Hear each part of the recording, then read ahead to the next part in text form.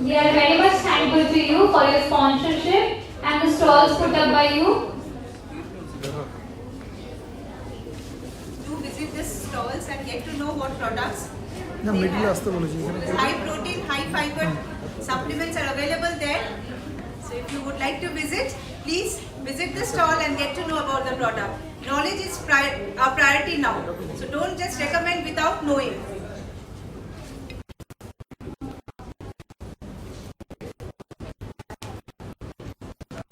Please come.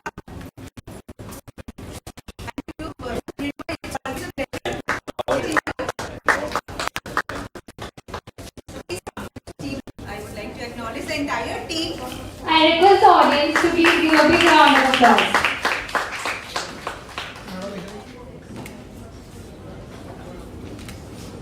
Thank you so much.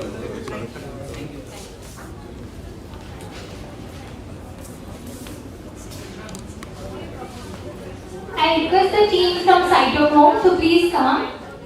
They are also our big grand sponsor. Please come forward.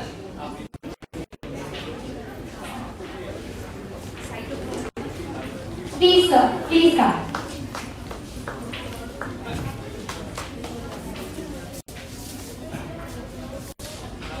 So we are thankful to you for your offerings here. Thank you so much.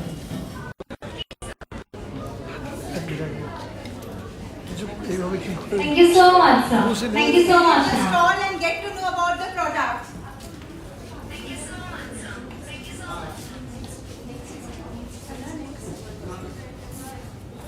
I request the team from Health World Hospitals to kindly come.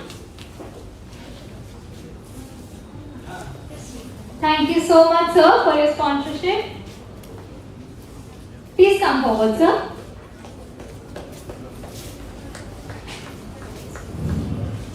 So it's for both of you. So thank you so much.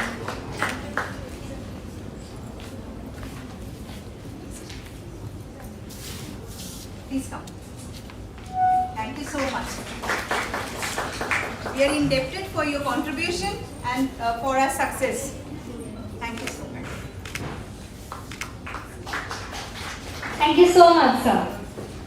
Next, I would like to call the team from DAY Diabetes Awareness and You. Please come forward. Indrajit sir, please come forward. Our team.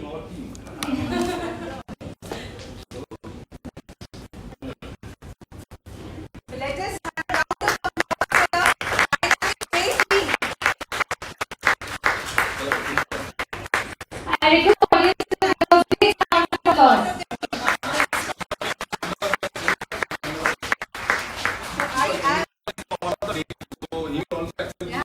So I'm also part of the team.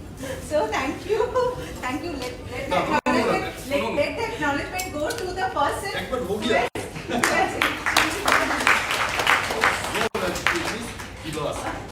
the entire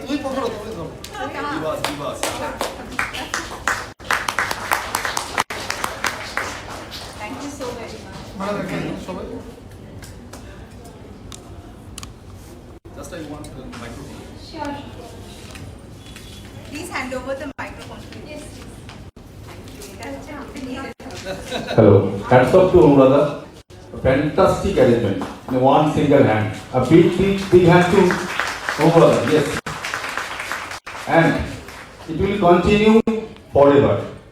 We are today we are with Anuradha because Anuradha is also of the part of the day, the member of day family. It should be continued. Big hand. Thank you. Thank you so much. Thank you so much for coming and joining us in NUTRI-CONCLAVE 2024.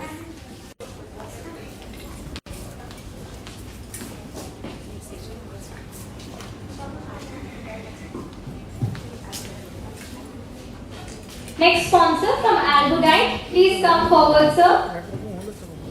Thank you so much for your sponsorship.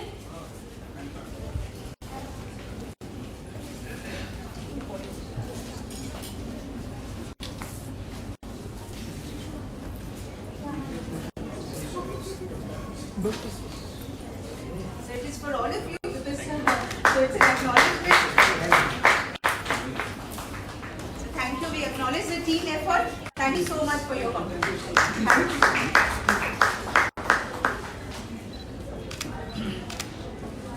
Thank you. Thank you so much, sir. Next, I would like to call the next sponsor, Apollo Clinic.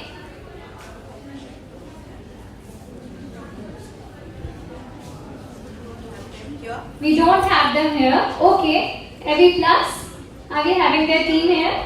No, they are not also. Okay. Thank you so much. So we come to the next. Oh, Green Estate is here. So I would like to call the team from Green Estate.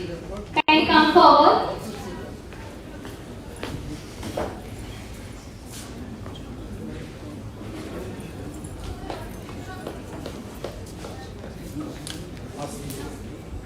Thank you so much, Mr. Amit. Your contribution is acknowledged, and thank you for the contribution and sponsorship. You have done it. You are doing wonderful real estates. So please visit their stall and get to know what immense thing they are changing and they are turning Durgapur into. Thank you so very much. Make sure that you are all visiting the stalls so that you understand. Thank you so much. Thank you. Thank you so much, sir. Next, we'll be beginning with our technical sessions soon as Sir joins. Till then, I would.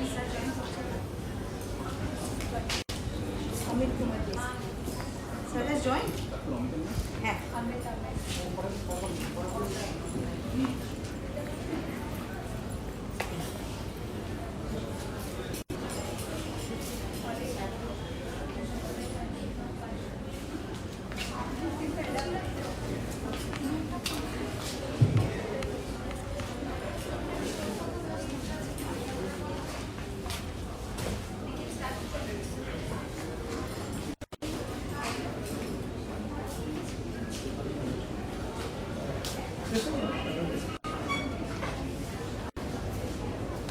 Recording in progress.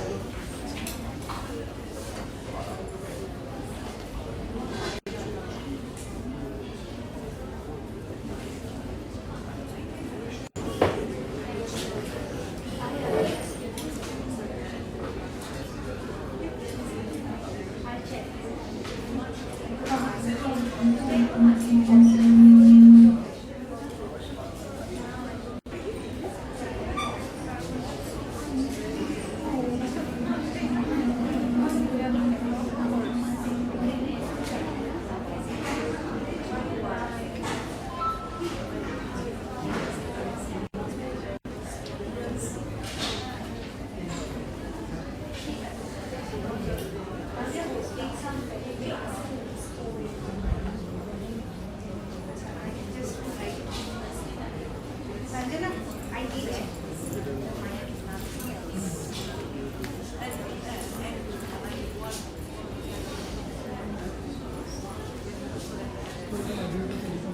So a little change in the schedule because sir got busy into his clinic and there is some exigency. So at present we are just waiting for Dr. Moshumi Lod ma'am. So once ma'am comes in, she is on her way. She is just nearing our venue. So we'll start with the technical session 2 and we'll start with the round table discussion. So please be patient. We have a lot of revealing that how medical sciences intervention and the dietetics are playing a role. So please be patient. We are just about to start with the technical session 2. But there's just a change because Dr. Amit Kumar Dey, he got busy with his clinic. So we have to understand and let us delve into the inspirational session by the real time doctors out here. So please be patient and be with us.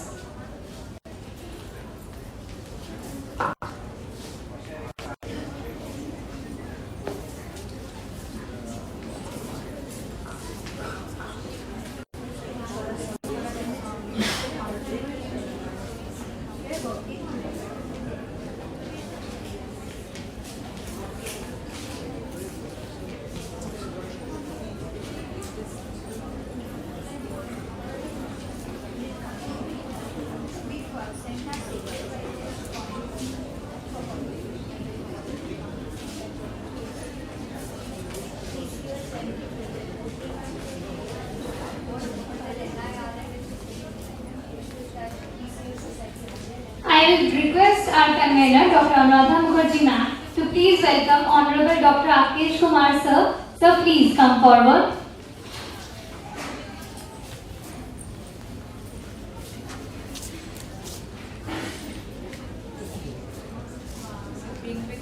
Madam, madam.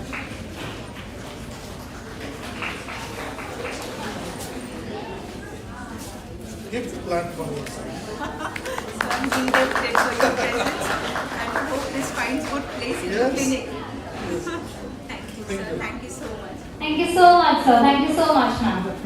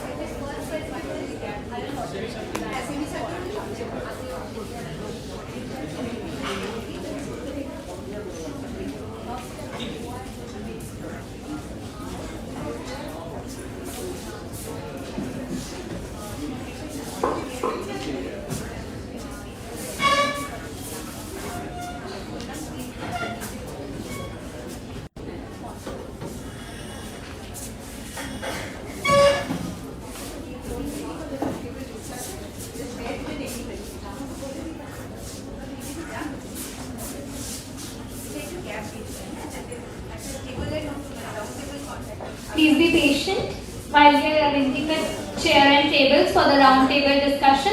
We will soon be starting with our panel discussion. Thank you.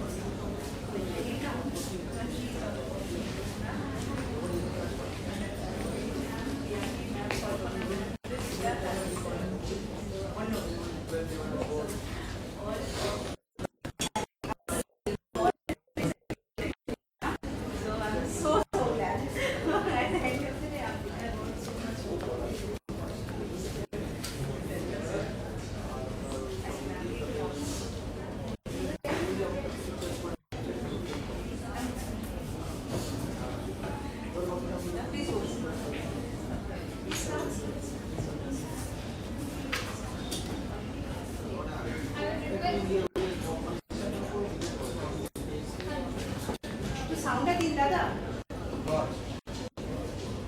Hello. Yes. I would request our convener, Dr. Radha Mukherjee ma'am, to kindly welcome our honorable panelist, Dr. Moshami Lodh ma'am. Please, ma'am.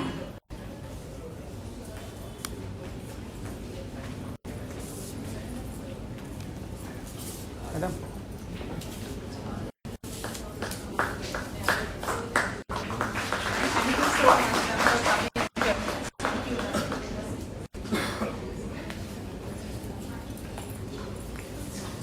We will be starting with our panel discussion session. Dr. Moshami Lodh is a MBBS in biochemistry. MBA Hospital Administration is the Executive Director of Laboratory Services at Helford Hospital. She is the Member Secretary of both the Clinical Trials and Biomedical Research Institutional Ethics Committee at Helford Hospital, Durgapur. She has been a National Scholar Gold Medalist for the Best Paper at National Conference of Ambicon, Delhi. An MBBS graduate from City Medical College, Qatar. She completed her post-graduation in biochemistry from NKCT Medical College, Odisha, and proceeded to Delhi, where she trained in Maulana Azad Medical College. Dr. Rakesh Kumar sir is an MBBS MD, PG, Diploma Clinical Endocrinology and Diabetes, RCP UK, Professor and ex-HOD, Department of Community Medicine, Director, Dr. Kumar's Diabetes and Lifestyle Clinic, Durgapur, in charge and Consultant of Diabetes Clinic, ICC Medical College and Multi-Specialty Hospital, Durgapur, West Bengal. Assistant Secretary and Research Wing Head, Diabetes Awareness and Youth Day. Research publication 28 plus index publications, Diabetes India 2021 winner for the best contribution in diabetes care in challenging situations. So let's embark on this journey together, fostering collaboration, sharing insights, and paving the way for a brighter, healthier future. I request Honorable Dr. Moshami Lodh ma'am and Dr. Rakesh sir and Dr. Arnab sir to please come upon the stage and take your seats and start with the informative and interactive panel discussion.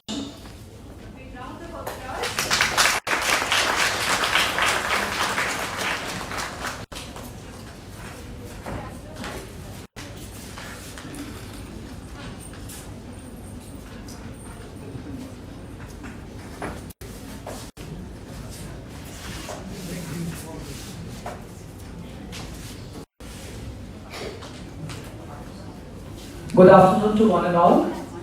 Post-lunch session and most exciting session. I think all of us were waiting for this session because we really get an opportunity to discuss with the medical practitioners, those who in day-to-day life, they are the caregivers. They take care of people and we work as a support system. So nutrition and nutritionists and doctors, their collaboration is expected and required to make this medical nutrition therapy holistic. So the outcome of the treatment and the outcome of the intervention will be much impactful. So I'm really privileged, and on behalf of mine and on behalf of NUTRI-CONCLAVE, I welcome once again Dr. Moshami Lodh and Dr. Rakesh Kumar sir, on this great event, and we have a couple of thoughts to discuss with them, and I'm honored that NSHM Dietetics Department, they have given us the opportunity to interact with these two eminent doctors, and they are educationists, and they are empowering the people through their knowledge and giving the medical services to the marginalized community, as well as they are serving this industrial sector. So I'm honored. I welcome these two eminent doctors. Thank you, ma'am. So I'm going to start with Moshami madam, sir, and then let you know ma'am, how do you perceive nutrition trained in biochemistry, and you have been associated with the research, ethical committee, clinical trials, lot of expertise which need, and you might have come across a lot of intervention strategies which need, where you have to find the nutrients, both are going to be implemented. So how do you perceive and how do you think this nutrition science, particularly in front means as a purview of a medical practitioners? So first, nutrition, nutrients, and their implementation in medical science. Thank you very much. Thank you to Dr. Anuradha Mukherjee and entire NSHM team for providing this honor to me. It's always a pleasure to interact with students and especially to come back to the NSHM forum. So thank you, Doctor, for the question. So nutrition, as we all know, mainly consists for us who deal with patients and healthcare. We understand that there are 6 main constituents of nutrition. That is carbohydrates, proteins, fats, minerals, vitamins, and water. So the entire diet which a person should be taking should be adequate or should have optimum quantities of these 6 ingredients. Okay, so now what is the difficulty? I mean, theoretically it appears so easy, fine, you have all this, you have the dietitians who are charting out the best diet plans for you, but then what is the difficulty in ensuring that we all go, we go through this entire diet plan which we should be having. So today is the zamana, the lifestyle of all the people. We are in such great rush, we don't have the time. So our staple diet now comprises of, we don't go into all these, carbohydrate, protein, fat, mineral, we don't see all that. We look into convenience foods, we look into superfoods. I mean, nowadays there are children who, they just look at the protein supplements, the superfoods, the cereals which are fortified. So earlier zamana was the earlier times we used to have the normal diet, the vegetables, the green leafy vegetables, the nuts, the milk and all. From that we used to derive our nutrition. But now there's no time for that, and then there is Google to drive the youngsters of today. So whatever diet plans or whatever knowledge they want to acquire, they want it fast, they want it quick, and they think Google knows it all. So these are the challenges which I think healthcare workers, dietitians, doctors together are having to face nowadays. Thank you. Thank you, ma'am.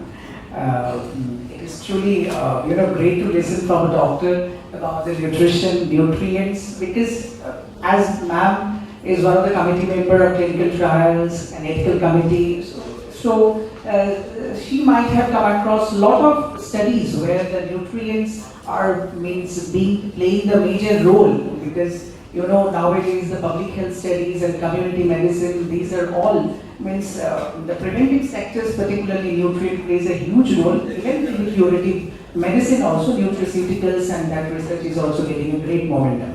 So my next question is one of the eminent doctor, endocrinologist, diabetologist, associated with the DA, educationist in IQCT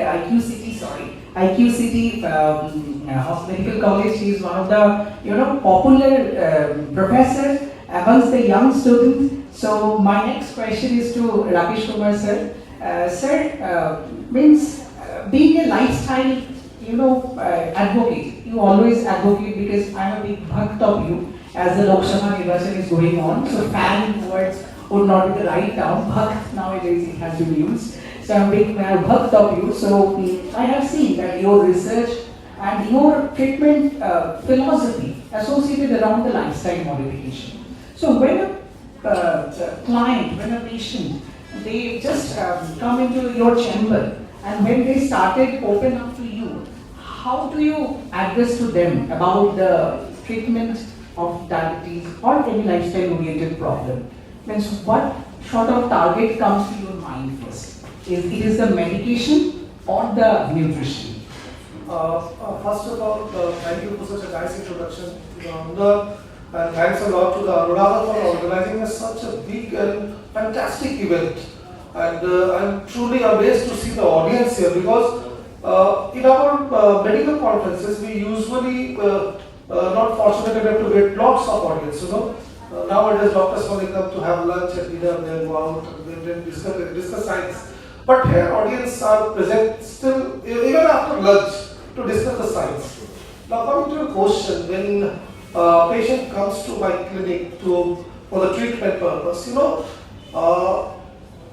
this is a decade, that is from 2016 to 2025 is a decade termed by WHO is the United Nations Decade of Action in Nutrition, with a theme that is food is medicine. Food is medicine. This is the decade, we are still in the decade, living in this decade, we live in 2025. So here the concept of nutrition is going beyond building mass. We are considering food as a medicine. 80% of today's disease can be attributed to our lifestyle. 80%. Whether if we are thin, we can have diabetes. If we are obese, we can have diabetes. It's not a matter of obese people only. Even the thin diabetes patient can present with a severe insulin resistance. So whenever diabetes patients come to my clinic, my first target is to make a healthy lifestyle plan for them. Because unless and until, even if you go through any textbook, no matter how big textbook is, the first 2 lines of treatment for any metabolic syndrome is exercise and diet. The role of doctor and pharmacotherapy comes on the 3rd place.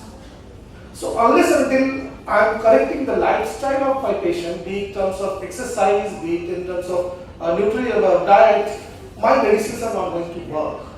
And one size does not fit all. Every patient is unique. I need to customize my diet plan, exercise plan as per the need of that patient. Remember, if an obese person is coming to you, you first need to reduce calories so that patient can lose weight.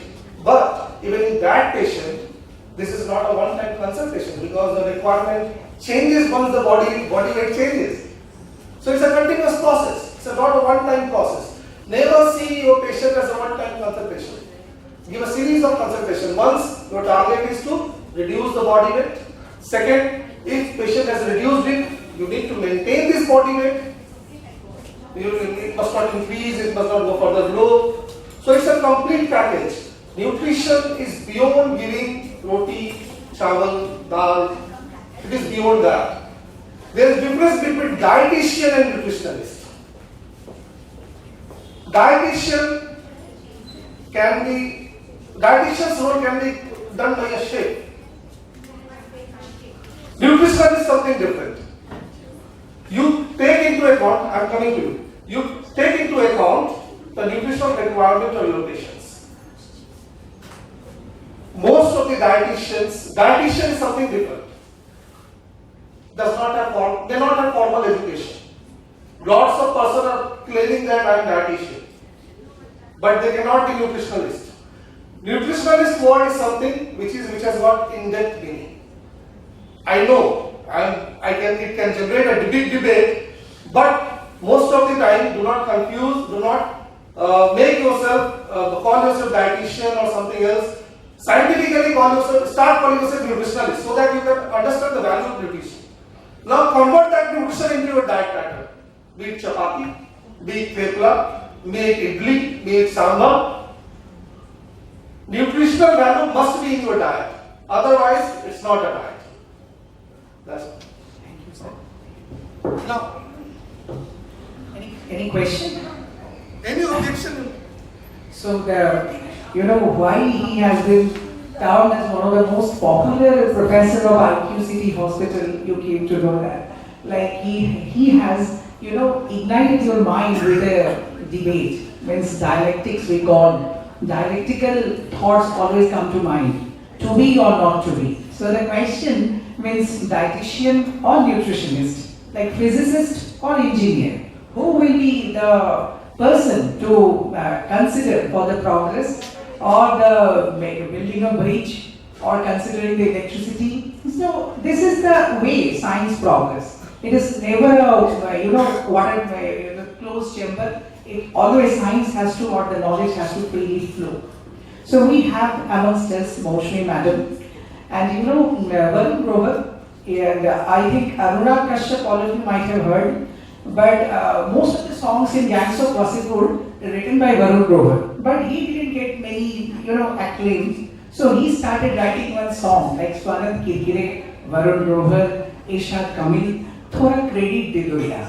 We often talk about the singers, we know the filmmakers, but the person who wrote the song, we never acknowledge him. Like in Bengal, Pulak Bandyopadhyay, he committed suicide. Manna De became Manna De because of a lot of his song. But the Madam Moshmi Lord Madam is the person who has been catering the nutrition science, and Health World is a prominent place where the nutrition has been recognized since the inception.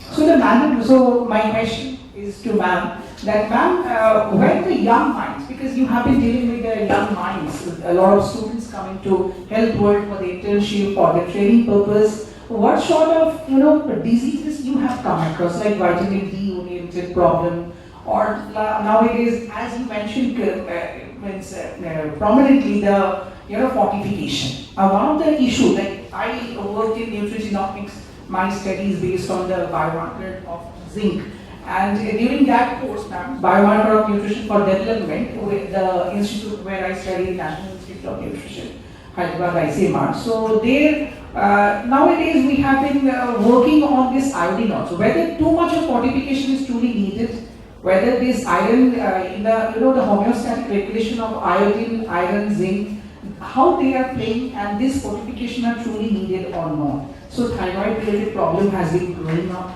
and vitamin D associated problems are growing up, and folic acid deficiency is still a pertinent question. So how do you perceive, and what's your take on this particular question? So as we know, the nutritionists, as Dr. Saab said, they have to deal with this entire spectrum of physiology, I would call it, from malnourishment or undernourishment to obesity. And also they are also dealing with these health conditions which we in the healthcare we come across. So I'm just trying to fit in, the pathology and the physiological conditions, because you are having to look at both. So for the student population, yes, definitely we are having this vitamin D deficiency. It is like a pandemic worldwide.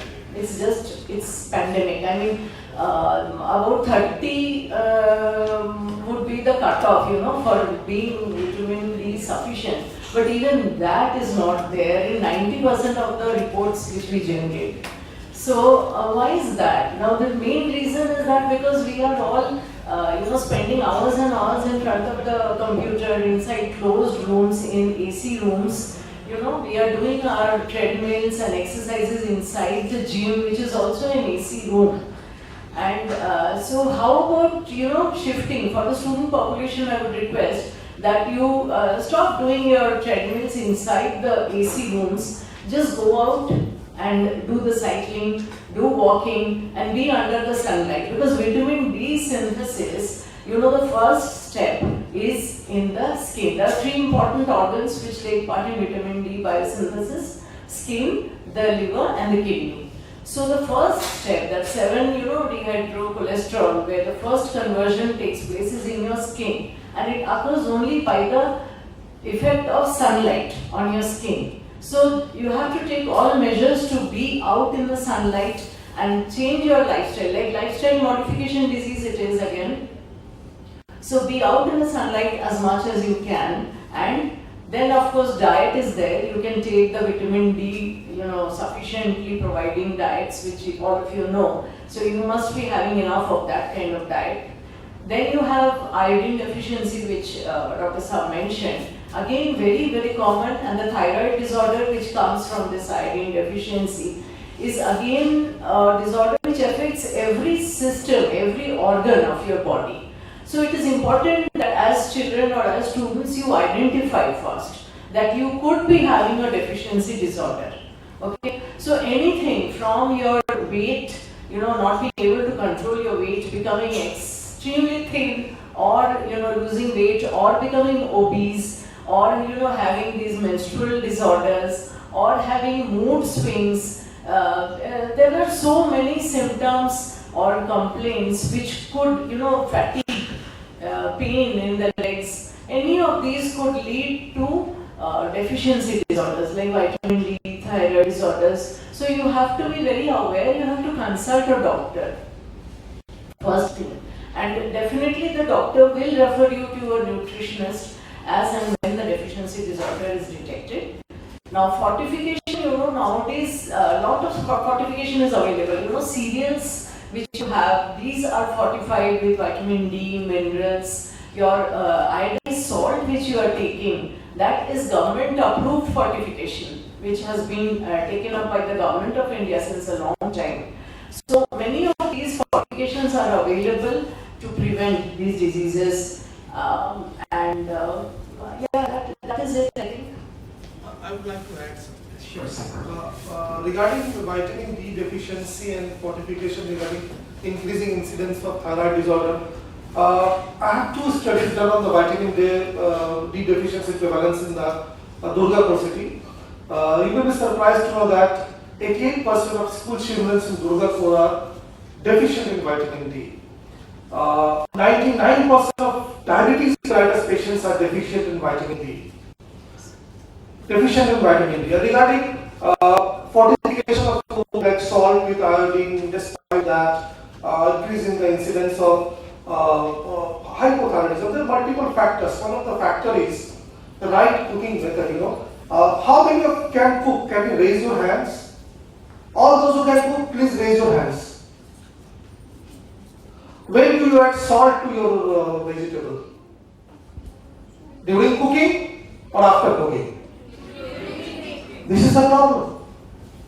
Iodine gets evaporated. The right method is to add it after cooking.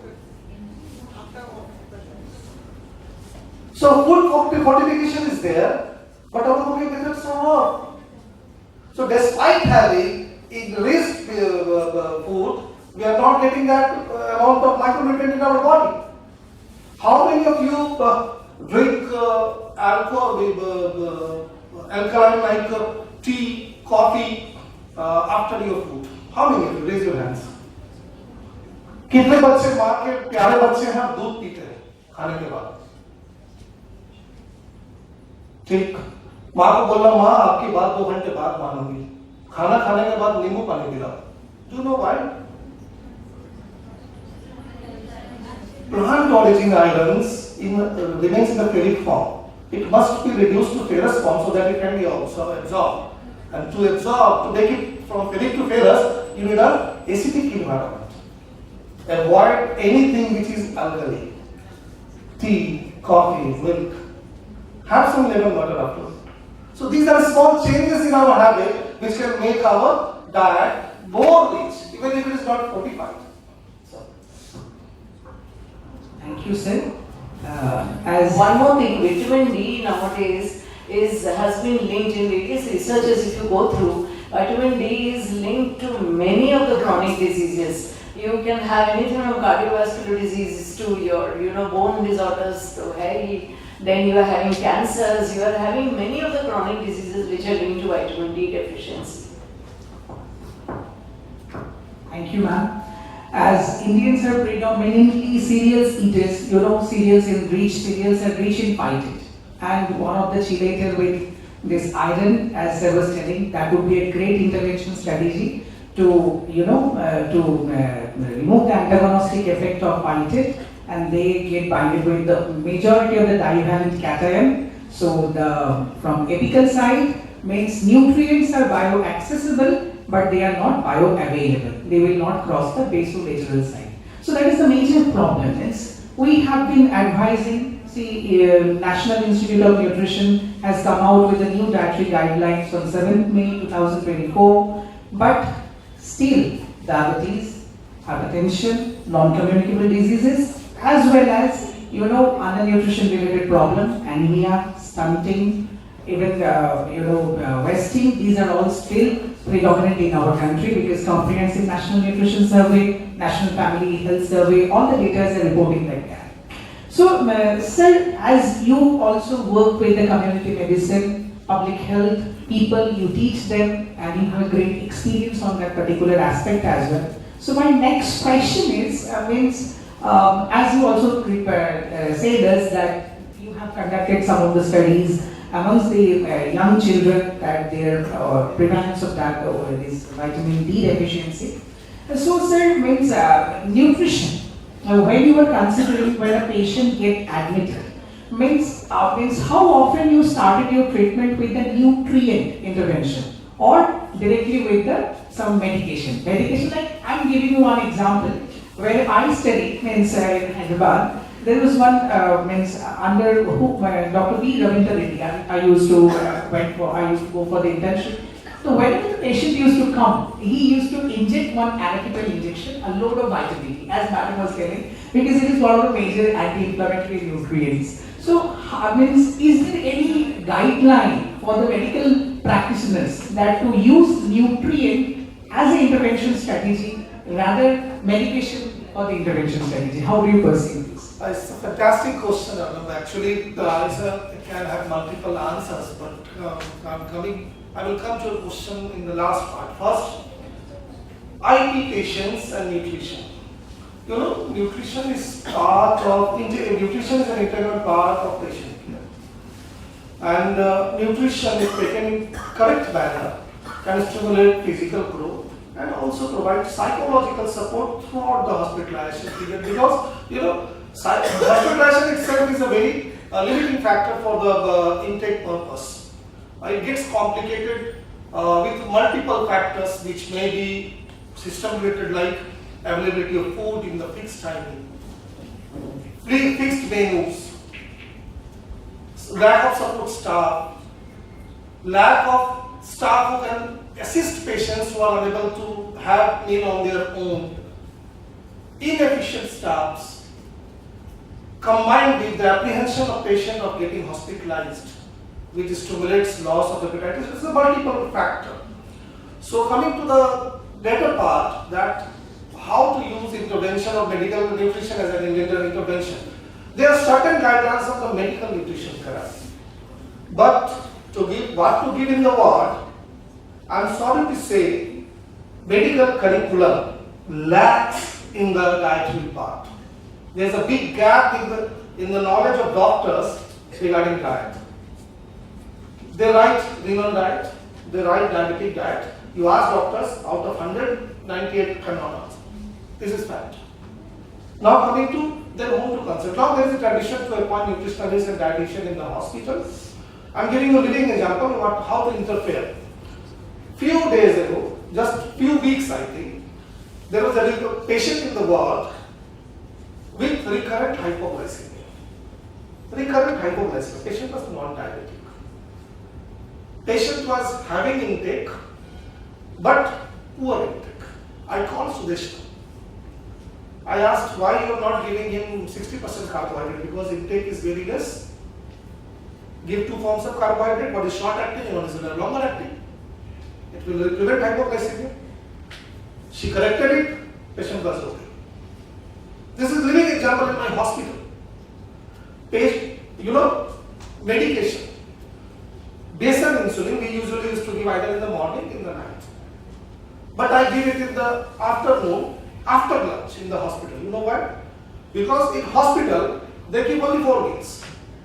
सुबह में देंगे नाश्ता छोटा सा, दोपहर में खाना, शाम में थोड़ा सा खाना, रात में 8 बजे खाना देंगे, कैंटीन से बाहर जाएगा, फिर सुबह 9 बजे उसे नाश्ता मिलेगा, 13 घंटा का फास्ट होता है. If I start following guideline in my ward, 100% of the patient will go into the hypoglycemia. This is fact. Then I conducted a new nurses training program, and I requested all the sisters to spend 5 rupees from their kitty and keep a bag of Parle-G in the ward. And if you feel that the patient is going to hypoglycemia, use that 5 rupees. Your 5 rupees can save a life. Believe me, after that, every nurses started keeping a 5 Parle-G biscuit in their bag. And it saved many lives. So, nutrition in the ward is very important. Doctors can implement medical nutrition therapy. There are guidelines from the ADA, from the physician association, but for the general diet of the patient, doctors must keep their touch with the dietitian and qualified nutritionist to help their patient. Otherwise, your patient will not recover. Patient may get admitted with cancer, may get admitted with fever, may get admitted with hypertension. But treatment of all these three conditions are different. But all of them will ask you one common question: की खाओ? की खाओ? क्या खाना है doctor साहब? 100 different patients common question: क्या खाना है? जिसे कुछ नहीं है वो भी पूछेगा सर सब खा दो तो. So yes, diet is very important, and this is a field where doctors lack. See, this is the practical scenario.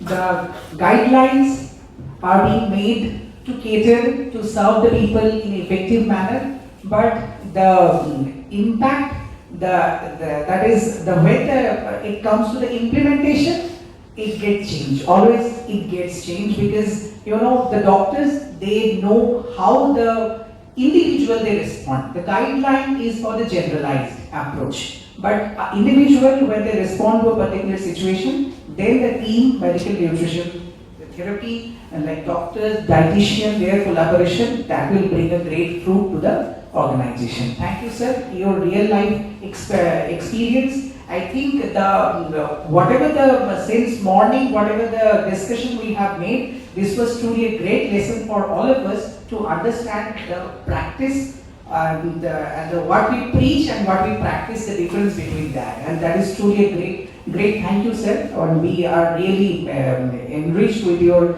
experiences. Now, my next question will be to ma'am, because means as you are into this profession since long, and you have seen the hospital sector as well as being since your MBBS, I think the family attachment program, APP programs will be there. Like society, like the policy, how it influence individuals' behavior, how it influence the outcome of the intervention. So, what is your say about this? Okay, so individuals, understanding of nutrition or what he should eat, what he shouldn't, these are influenced, like he said, by society, by peer pressure and all that. Like instantly, I can give you some example. When I was doing my SRship in Maulana Azad Medical College, so we used to do this glucose tolerance test. And we would have these ladies, Muslim ladies, who would come pregnant. So when we would advise that you have to take this, this much of glucose, and then we will take your blood sample, we will do the testing. So they would refuse because we are having this, Ramazan or something like that. So we are not supposed to eat anything. So we will not be able to take this glucose. Refuse, ekdam refusal. And the ladies would always come in groups. And all the pregnant ladies would be coming, and we were students that time, and we would be wondering that what do we do now? If the patient is not going to consume the glucose, then how will we do the glucose tolerance test? And that celebration of theirs would be continuing for quite a period of time. And the GTT test must be done during pregnancy at a particular, weeks of gestation. You cannot keep it कि तुम्हारा ये celebration खत्म हो जाएगा तो उसके बाद आप आओ हम आपका GTT test करेंगे, नहीं होता है. So these are the conditions. Even this electrolyte imbalance, if you have, you can sense that the patient is having cramps in the leg and all that, and especially it is seen with the female population. And that lady is having fasting, so she will refuse to take. If you tell that you take this electrol powder or ORS or anything, they refuse. We are fasting now, how will we take it? So what is this? This is entirely what the patient or the person has been subjected to at home, in the family, by society. Okay, so these are simple things which I can immediately think of Okay, then your diet, many people suffer from simple things like constipation and all that. But many of them would not know that having too much of mutton and having too less of fibers, green leafy vegetables could be a cause of constipation, and it can be cured completely by having a proper nutritionist's guidance, or by even reading up published literature on how you can have diet curing constipation. So these are small things which I can think of, that where the society or our beliefs and all can modify. Because there are some misconceptions in the population. Like many people, they think that nutrition, good nutrition or something cannot go hand in hand with medicines or medication. Okay, so acute phase of a disease, then only medicines will work. Nutrition does not work. But just now I have given you some examples that electrolyte imbalance is one condition where even your diet change can cure you. Okay, so yes, nutrition, good nutrition goes hand in hand with good medication also. In the acute phase also you need monitoring of the nutrition. Okay, so these are all the different kinds of situations, I think, where a person's choice or food habits are modified or are influenced by society, by misconceptions, by wrong information or incomplete information which they get from Google, by thinking, the simple things. They think that one diet plan will suit everybody. Like if I am a girl of say 30 years of age who is diabetic, then I can just go into Google, write those 2-3 words on the diet, which comes up is good enough for me. But then they don't realize that the body weight, the age, the gender, the lifestyle, if she's a housewife or if she's a working wife, there could be a difference. There could be a difference in the diet which will be prescribed, and that only the dietitian or the nutrition specialist can advise. Okay, so then again they make a mistake. They know that, okay, Google has told me that this is what I need to eat. Okay, so then that person is doing more damage to her body than giving benefit to it.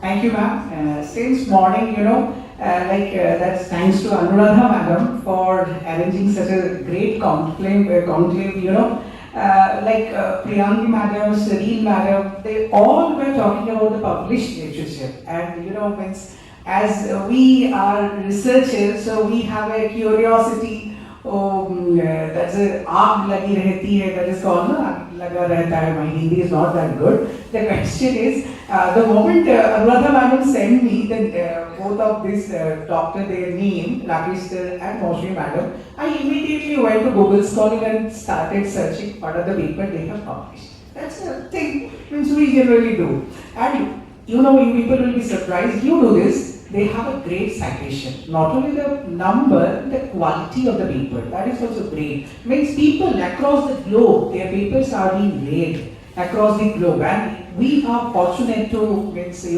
amongst us today, they are here, they have given us the time. So ma'am, we are really thankful. See how to confound this. One of the confounders for medication or good health is the false belief or miscommunication, misconception. Madam, instead of going for the Google, she deliberately and she has been promoting the published literature. And in the later part, we have also now moving towards the generative AI. How it is going to change the perspective, that is also a great question. So now my next question would be for Sir. Sir, how do we deal with the people's perception, patient perception? Like nowadays of this information, infodemic, this infodemic with the flooded of knowledge, they are, whatever you will recommend, they will Google it. Even the medication also, they are nowadays they are searching whether the doctors are giving me the correct dose or not. Whether it has been, they are being packed. Sorry to don't get me wrong. They are being packed by some other associated people. So these sort of ideas are coming. So how medical practitioners, how you are dealing, because it is important for the nutritionist as well. Because when they will recommend something other than the general dietary recommendation, people will start that whether it is truly needed or not, and they will go to the Google. So the perception and the misconception, how the doctors they deal with that? So really a beautiful question in today's scenario, because there are two terms we need to understand: misinformation and disinformation. Do you know what is the difference between misinformation and disinformation? Misinformation means completely wrong. Anyone can catch your lies. But the problem with the internet is it is full of disinformation. Means bit of lies wrapped with true things. 90% of content are having disinformation. I'm giving you a living example.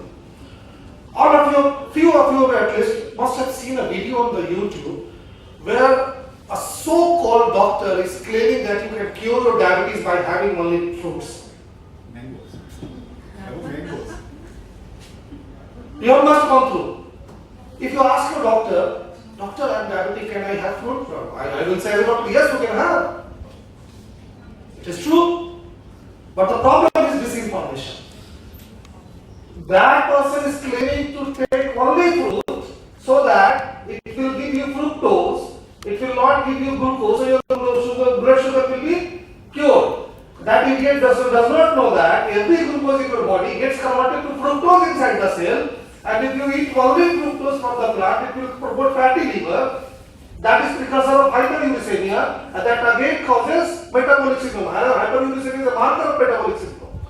So, solution to all these things is more knowledge. More knowledge will make you more confident, so that you can look into the eyes of your patient and say, look, this is the medicine I am giving you, this is the diet plan I am giving you, you need to have it, then only I can assure that you will be okay. Sir, common question, side effect nahi? Then you need also some technical terms or some smartness in your talk. আপনি জানেন এমন একটা জিনিস বলুন যার কোনো side effect নেই। If they are married, I ask them, do you have your kids? Yes. Do you scold them or only loves them, give them chocolate? না না, মাঝে মাঝে ডাঁট দিতে হয়। কেন? নষ্ট হয়ে যাবে। So if love can have side effect, this is molecule medicine. Every medicine has got a side effect. Even the paracetamol you are taking, it can cause life-threatening acute liver injury, you know? জ্বর হলে 0.6 side effect দেখতে গেলে acute liver injury, you will die from it. The difference between poison and medicine is when benefit is more than the harm, we call it medicine. When harm is more than the benefit, we call it poison. So you need to have more knowledge. It will make you more confident and you will be more convincing to your patient. So you need to understand the disinformation, misinformation and true knowledge. Unless that you know the difference, you will not be able to convince your patient. And solution to everything is knowledge. Increase your knowledge. Increase your knowledge. You will search a topic on the Google, it will give you lots of things. You need to find out the true work, true paper, which can increase your knowledge. See the publication authority, see the degree of those person who are talking. Lots of doctors, you will get lots of. I done it on my own. There's one doctor whose only job is to abuse doctors. I thought, why is he doing so? I clicked on his profile.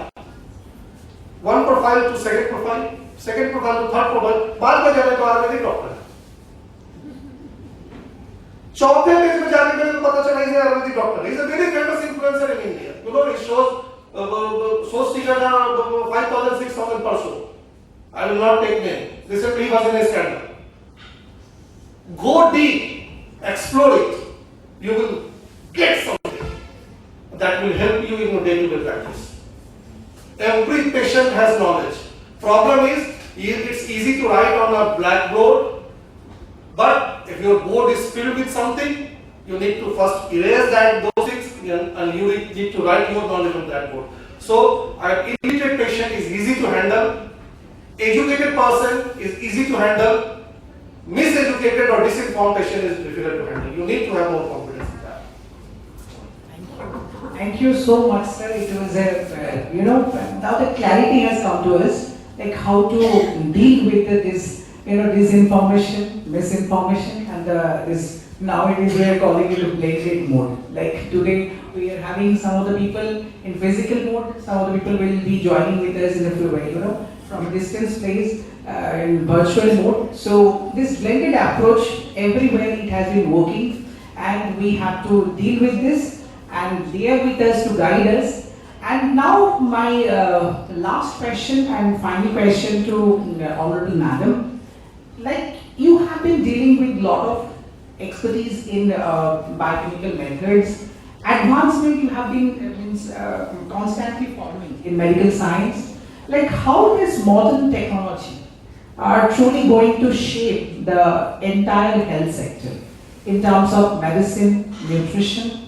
Like ma'am, the generative AI has already come to us, and bioinformatics and the advancement of the molecular biology. Basically, post-COVID-19 era, we came to know the real-time PCR machine has become a common name to everyone. So the molecular biology tool, this Western blotting and RT-PCR, which was purely our domain, now it has reached to the public sector. So how the medical practitioners they are dealing with this, and how that is going to shape the healthcare sector?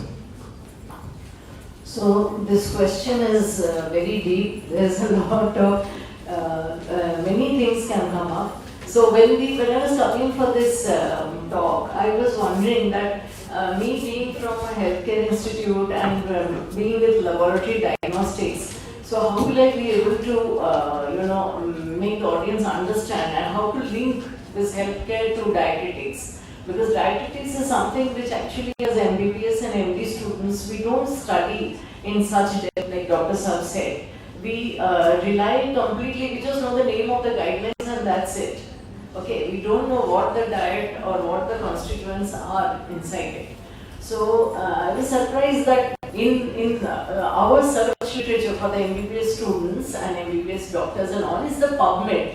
Okay, we always search for literature, good published literature under PubMed. We go to Google, type PubMed or PubMed Central, and then we look for published literature. That is like God for us. So I was surprised to see that there were so many articles and so many literatures published on dietetics and nutrition completely in the under PubMed only.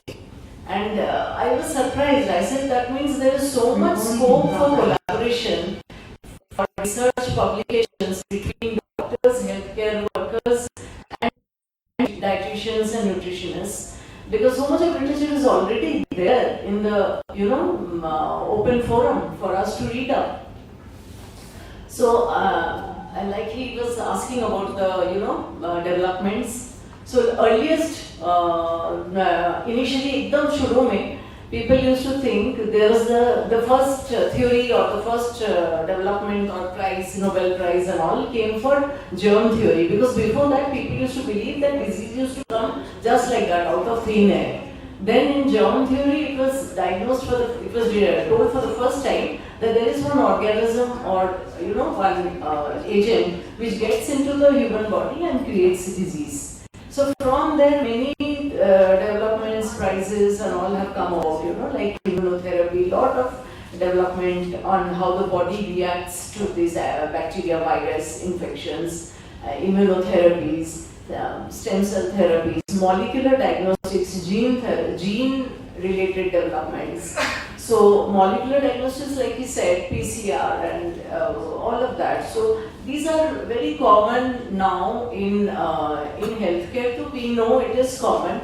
So basically what does this PCR do? It in your food material, I would try to shift from the body to the food material.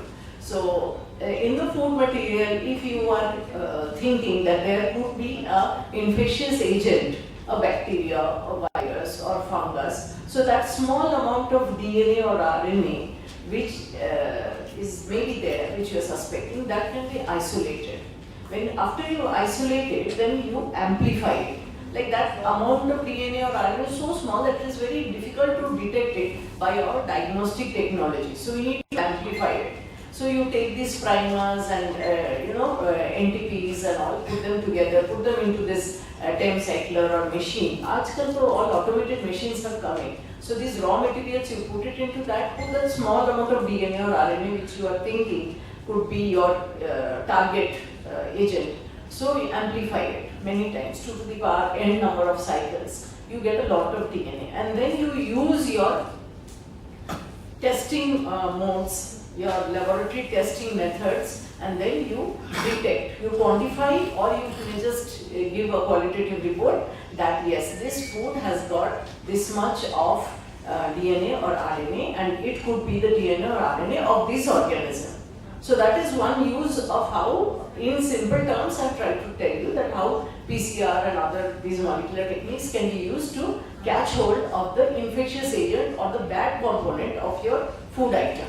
Okay. Then you can have the allergy causing food item, like some people are allergic to egg albumin or maybe to peanuts. So you want to catch that, then also you can use these molecular techniques like PCR. Then again the same concept, take that nucleic acid, amplify it, and then detect it through your testing methods. Okay, so these are the molecular techniques which have been used in food technology also, I'm sure. Although I have not studied it, but I have just interpreted it in terms of how we do it in the human body, and I have just told you that it could be done for the food items. Then you are having these nanotechnology, which is coming up in a very big way. So nanotechnology means what? Like it is, you have to take two types, like bottom up or top down technology. So you take the small molecules, join them, and create a big molecule, which you then use in your method, or you just break down the big biomolecules and make them into small ones to the extent of 10 to the power of 9. The dimension becomes 10 to the power of 9 parts of a meter, maybe, that would be the size of the particle. So then you have these liposomes and these molecules which which help to inside these molecules like liposomes, you put your important active ingredient of the food. You put it into it, encapsulate that active ingredient in this nano capsule, and then you put it into the food stuff, or like we do it, we put the medicine, active medicine into that liposome particle, and we push it into the body, and it goes and moves to the target organ, to the place where the person has got cancer, and you want to put one medicine which has to is the thyroid cancer. You want to put that medicine which has to go direct to the thyroid gland and act over there. So what do? We put that medicine into this liposome particle and we push it into the body. It moves directly to the thyroid gland and then opens up and releases the medicine over there. And then it goes and fights the thyroid cancer. So in the food industry also, this nanotechnology is of great use. You can use this technology to transmit the active ingredient which you are working on and put it into that food item. And so what effect it could do? It could fight the bad odor, the bad taste, and it could give you a good flavor. It could appeal to your senses. So that is a simple application which I could think nanotechnology could have in your food industry. So besides that, the other food modification techniques which are already there, which all of you know, like encapsulation, fermentation, like how we use lactobacilli, how we make dahi at home, and all. These are all modifications which have been age-old traditions. Okay, so amongst the newer techniques, I would say these molecular techniques, these genomics. That is, you change the genomic structure and you make the food more beneficial for the person. Okay, and nanotechnology. I think these would be some of the newest technologies. And then again, artificial intelligence, I don't know how that would impact us. So that is the latest phase, I think, which is coming up. Thank you, ma'am. Thank you so much. One last advice to budding nutritionists. Any advice you want to give it to them? Any advice for them? for the students of Some nutrition and nutrition. some medical technology. So the field and the horizon is huge for you. Like I mean, any industry, I think they are banking hugely on you people, be it the healthcare industry, the simple. I keep Dr. Anuradha herself is doing a great job here, advising people on diet and nutrition and all that. So I keep telling her also that physiotherapy, dietetics, and I think lab diagnostics, which is my branch. These three combined, you can have wellness centers where you can promote all the three of these. You can put them together and you can have wellness centers, which is the need of the hour. I mean, any lifestyle modification disease, any even normal physiological pregnancy, labor, you have youngsters who are just wanting to build their body, bodybuilding, the gyms. What are they doing? They are just giving exercise to the student. So in that in that person, you need a good dietetic input, which that boy is not getting. He is just going and having protein powder and doing lots of exercises and building on his biceps. So why don't you go and get in over there and have a collaboration with the gym owners? We will also have a dietitian over here, because that person who is doing gymming over there also needs his laboratory test to be done and also needs the proper diet input, because he's at the growing age. Okay, then in children, very, very important, you should go into these creches and all. You have the children staying in creche. I mean, this is a small town, but in metros you go and see the whole day children are being put up in creche, which are absolutely, diet ke naam pe to ekdam, there is nothing that they eat. The school canteens and the college canteens. I can tell you because my son himself is studying in a college, and I have seen all students, they keep complaining about the hostel or the canteen food. So why don't we have dietitians instructing or somehow collaborating with these canteen owners or these hostel food makers? I think that you have a huge area where you have to just go in and collaborate on.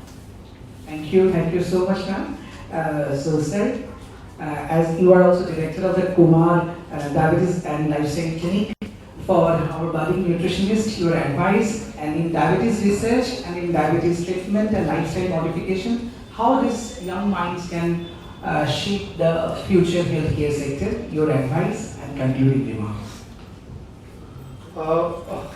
For me, the degree doesn't matter.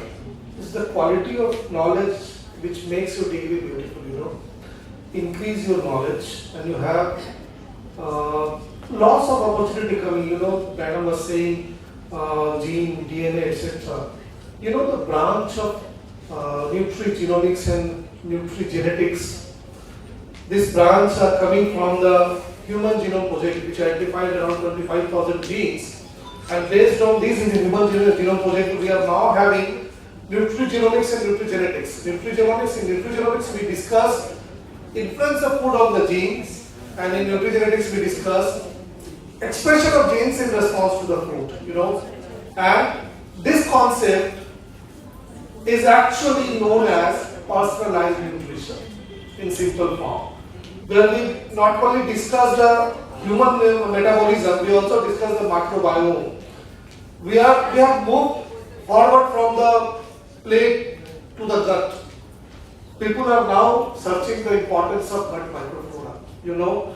The prospective treatment for the diabetes mellitus may be the purified stool from the normal person, In future, people are exploring the role of gut microflora, and they have seen that the gut microflora of diabetes patients are different from the gut flora of normal patients, the normal people. So, trials are going on to see that the fecal implantation from the normal person is able to cure the diabetes or bring it into remission or not. So, area is vast. What you need is to have quality knowledge. Do not stop at the BSc nutrition, go for the MSc, go for the PhD. Increase your knowledge, increase your market value, and you will have a great career ahead. Do not think short term. इसमें से शायद 4 या 5 की MSc करेंगी, 1 या 2 hardly PhD करेंगे। I know मैं 5 साल से एनएसएचएम कॉलेज जा रहा हूँ, कोई नहीं पढ़ना चाहता आगे। 15,000 की नौकरी तुरंत नर्सिंग होम। नर्सिंग होम में जाके क्या करते हो? They become chef. If you want to practice your knowledge, try to be independent. Your job is not to ask patient, आज के की खाबे। Your job is to dictate the shape. Patient will have this, cook this. मैंने सुदेष्टा को बोला, सुदेष्टा ये तुम्हारे dietitian का काम नहीं है वो जाके पूछे कि क्या खाओगे। तुम्हारा काम है इसको ऐसे बना के ये खाना देना है, इतना कैलोरी देना है, इतना विटामिन्स देना है इसको। आप मल्टीपल नर्सिंग होम से मैंने देखा है डाइटिशियन का condition. I really feel sad for them.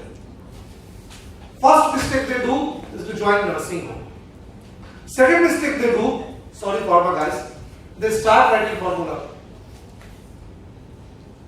First, make yourself confident that you can calculate 49.7 gram of protein. You can give it from the cheap, locally available food. मेरे को बोलता sir मेरे को प्रोटीन खाना है, मैं अंडा नहीं खाता। क्या करूँगा? लिख दूँगा मैं प्रोटीन X। 100 ग्राम pumpkin का सीड खाने बोलते हैं रोस्ट करके। Do you know pumpkin seeds? How much protein it contains? 100 gram of pumpkin seeds contains 28.3 gram of protein. 5 रुपए मिलता है। Soybeans. Do not start writing formula on the initial days. You will get lots of time to write it. These things can corrupt your mind. Make yourself precious enough in terms of knowledge so that these things must not obstruct your future journey. I wish you all the best, but please increase your knowledge. We really need good knowledgeable nutritionist and dietitian in our day-to-day life, because I know everyone is going to get older. I will become older earlier than you, so I will need a good nutritionist in my near future. Even right, I need a good dietitian right now, but thank you. Thank you so much, sir. As Fatima was telling that advancement PCR, I will just continue with the story.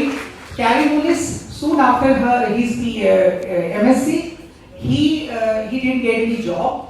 And the Carimulis is the person who identified the PCR, and he opened up a cupcake company, a shop. So what happened one day when in that cupcake mold he was putting the cupcake and baking for it.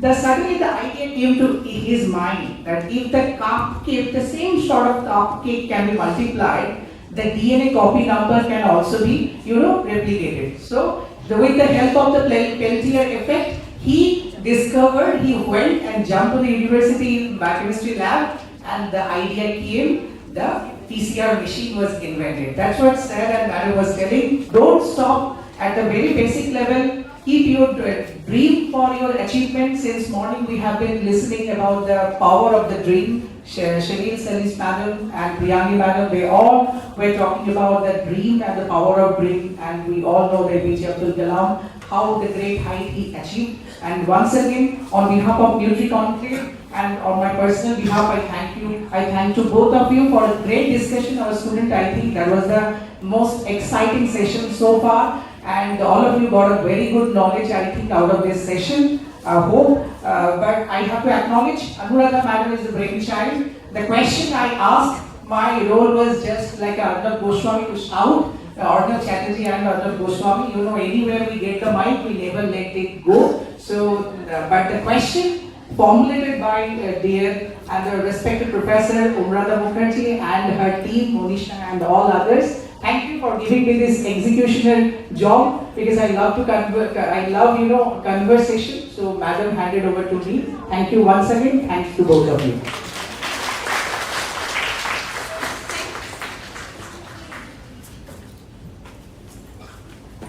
Thank you so much to our honorable panelists and moderators for such an engaging and informative discussion. It's essential to have more interactions like this to bridge the gap between nutrition, science and medical intervention.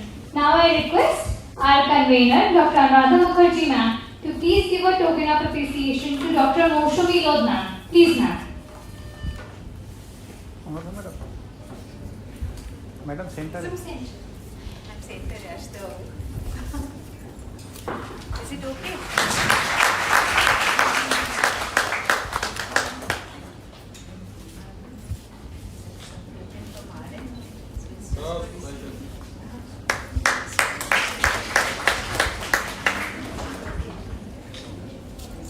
Thank you so much, ma'am. Now I request Dr. Rakesh Kumar sir to please kindly come forward.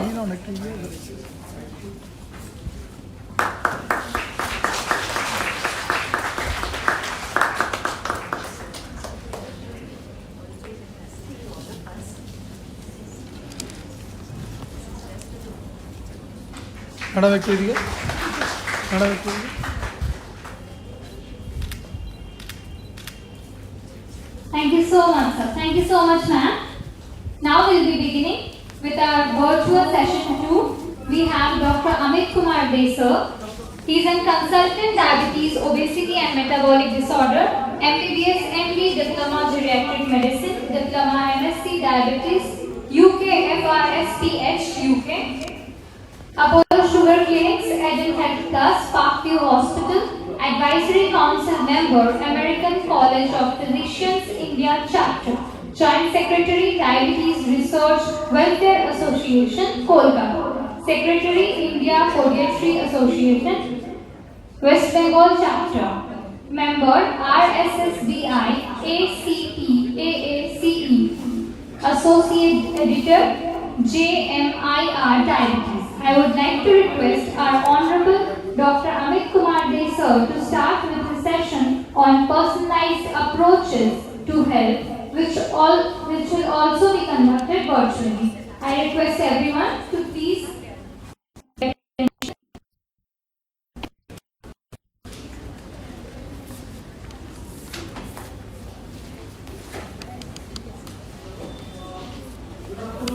everyone. So I hope I am audible to all of you. Yes, sir. Am I audible? Yes, sir. Alright. So I'm going to start sharing my screen and you confirm me if my... Okay, so you have to enable me to share my screen. The host has disabled participant screen sharing.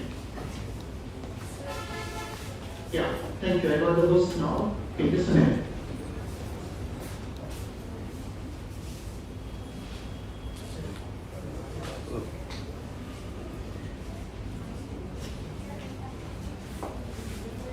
Could you please confirm if my screen is visible? Yes, sir. It is. Is it? Yes, sir. Great. Okay. So that's all good from your side. Then I would like to start. Yes, sir. Please proceed with your session. Good afternoon, everyone.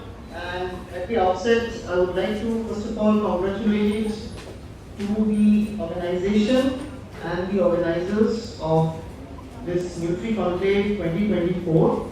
Special mention and congratulations to Dr. Anuradha for taking on the effort of organizing this, and sincere apologies to each one of you present there, as I have been told that there are more than 130 individuals who are present in the room, that I could not make it in person today, so please accept my sincere apologies.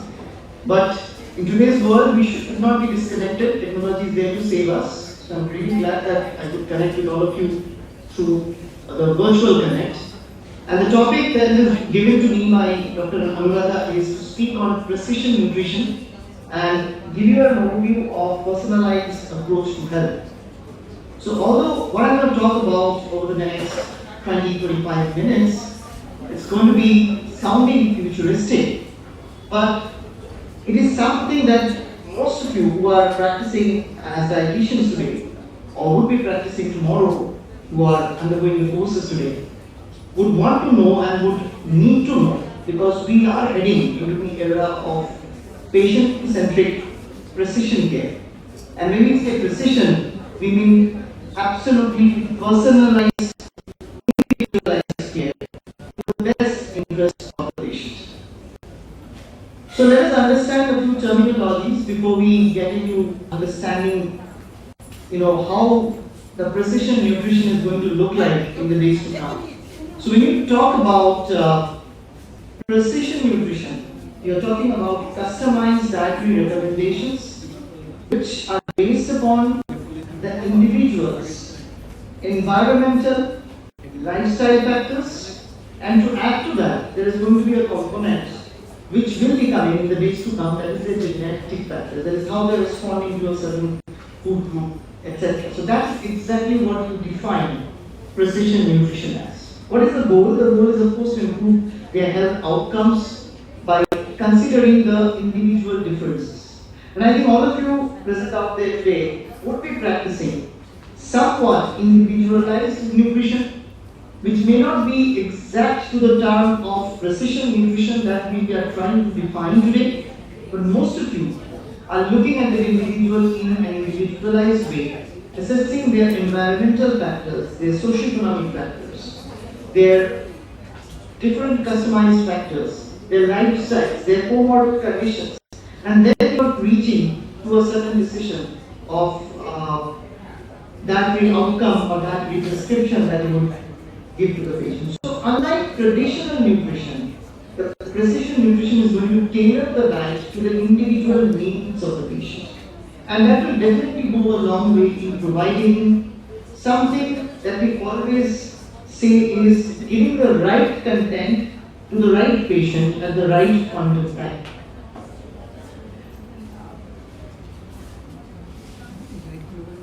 And that's except for the complex nuances, that plays between genes, the diet, the gut microbiota, and the various environmental factors that play into the part.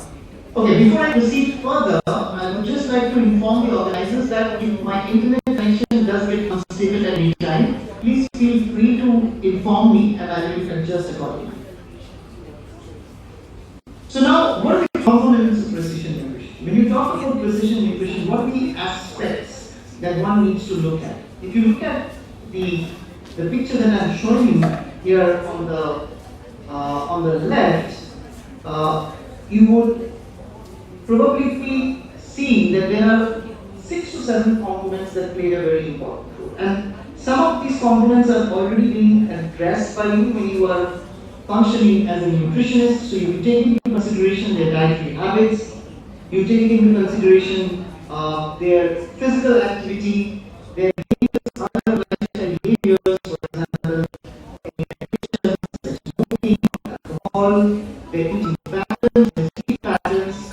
Then you also take into consideration their demographic and their age. And I think this is a very important key factor that needs to be taken into consideration, especially if you are practicing in the urban or in the rural setting. So that the demographic factors play a very, very important role in deciding what kind of food components that you use to combat the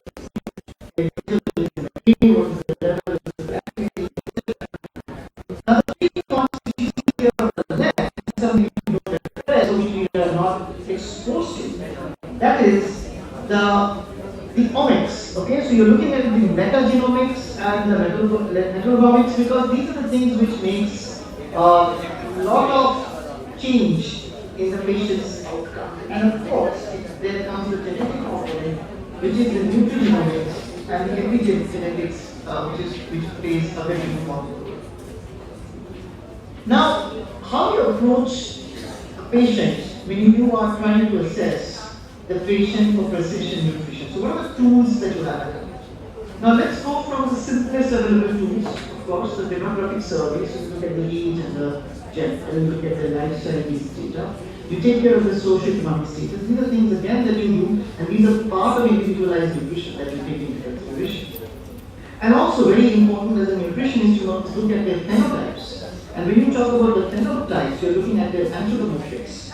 And the anthropometrics definitely involves their weight and height, but that also involves something most people miss when you're screening the patient on a regular basis, is their breast circumference and their waist pressure. And I think these two criteria can be easily looked at when you're approaching a patient in the clinic. So you look at the demographics, you look at their anthropometrics, their weight and their height, and you understand their nutritional status, and you take your decision accordingly. Now, after this, so far sure you folks, all of you have been doing this and probably doing this when you practice. Now after this comes the involvement of technology.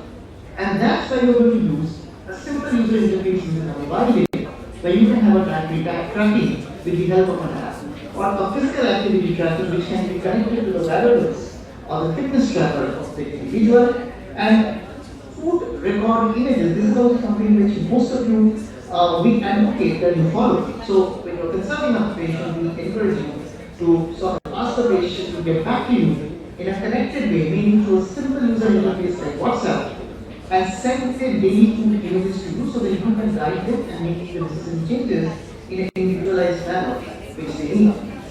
Now, there are certain metabolic indicators and some biomarkers which will be used probably in the future. At the moment, they are in the research level, and you must know about them, learn about as you go along. Probably it's still not used, but you might be using them in the future. And the omics assay, which is very importantly the nutrigenomics and the genetic assay, and the microbiome analysis, the gut microbiome, will play a very important role as we move forward in deciding which food group is specifically best for which individual. And that is where precision nutrition is going to be done.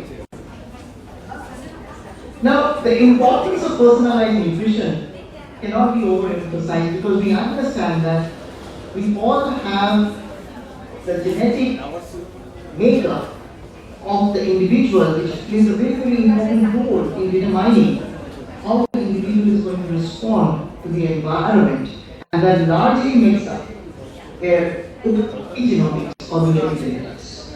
And you must also understand that there is a subtle difference between the two terms, which is precision nutrition versus personalized nutrition. And this is where we have to break the myth and understand that whenever we use the term precision nutrition, there will be a component of genetics and epigenetics that needs to be taken into consideration. But most of the time, what we try to do is individualize nutrition, going forward to get more precise, that is personalized nutrition.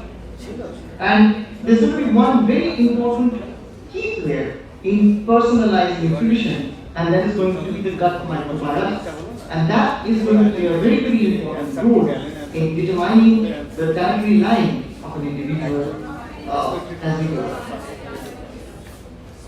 So now, if you look at this flow algorithm, you would understand that exactly where does personalized nutrition come, and when can it be called precision nutrition, right? So mostly, if you are prescribing the dietary recommendations based on their dietary habits, which we normally do, or if you're recommending the diet based on their dietary habits and you look at some of their phenotypic data, for example, you take their BMI, the anthropometrics, their nutritional status into consideration, right? Then these are personalized nutrition, and that is the right way to practice, and that is what most of you would be encouraged to do as a part of your good clinical practice or a good nutrition practice.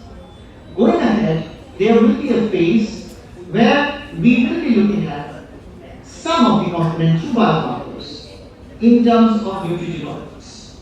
And that is where the precision nutrition is going to come. Now, how the genomics are impacting the individual, when the individual is interacting with the environment, is actually called their epigenetics. And the epigenetic data or the epigenomics will be directly impacting the outcome of the precision nutritional recommendation that you will be giving to the individual. So I hope that till now the concept is a little clear about what exactly precision nutrition means by definition, and what we practice is personalized nutrition, and that is what should be done in an ideal circumstances, because there are a lot of things we cannot have, but in the days to come, the use of technology, artificial intelligence, those are going to be available to us. And we look forward to cater to individuals in a more precise way that would probably bring us better clinical and nutritional outcomes. Let's look at some of the terminologies first. So there is something called nutrigenomics and nutrigenetics, right? So the nutrigenomics means the studies how nutrients affect the gene expression and health. And nutrigenetics means nutrigenetics means examines how genetic variation influences individuals' responses to the diet. Also, there are certain personalized solutions using genetic information which are tailored to the nutritional advice. Now, these are certain things which have not been sort of explored, at the moment in the level of clinics. But as we go forward exploring precision nutrition, this is something that will come, and these are some terms that you need to look at. Now comes the omics, and this is very important because again the genomics plays a very important role. And there are organizations that I speak here in India itself, like there is one called Map-My Genome, which is run by one of my friend Anubacharya, and we discuss and understand the genetic variations impacting nutrition.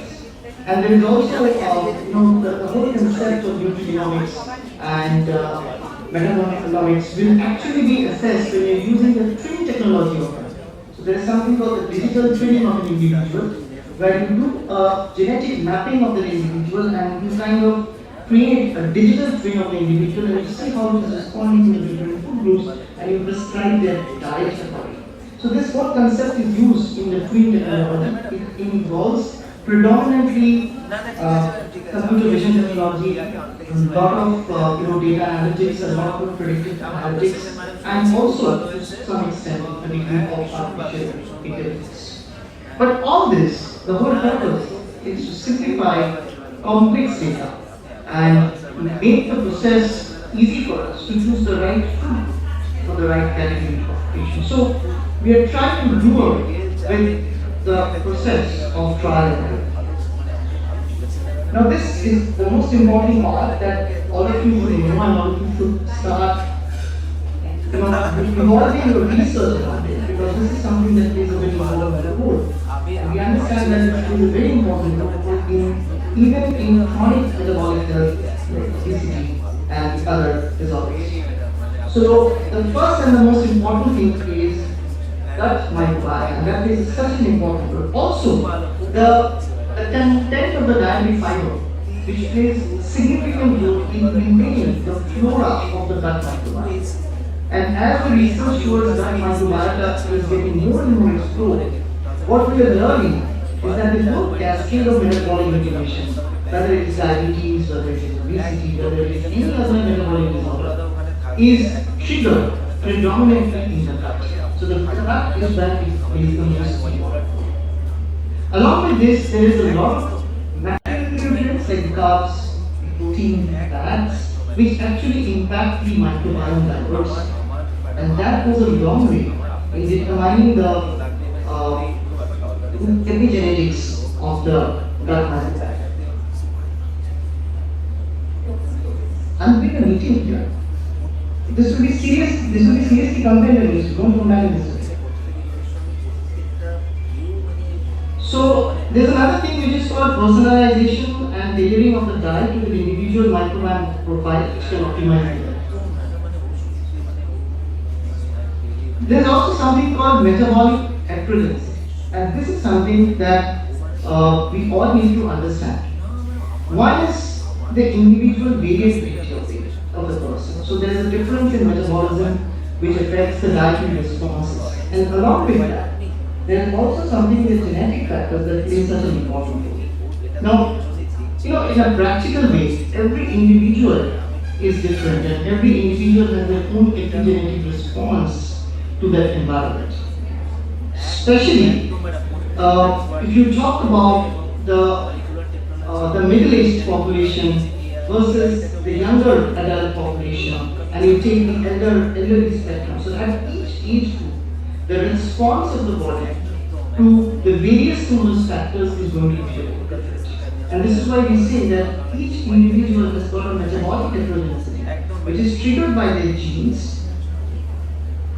It's kind of impacting their epigenetics, and that makes a lot of change in their physical behavior or physical outcome to the various response to the various diseases.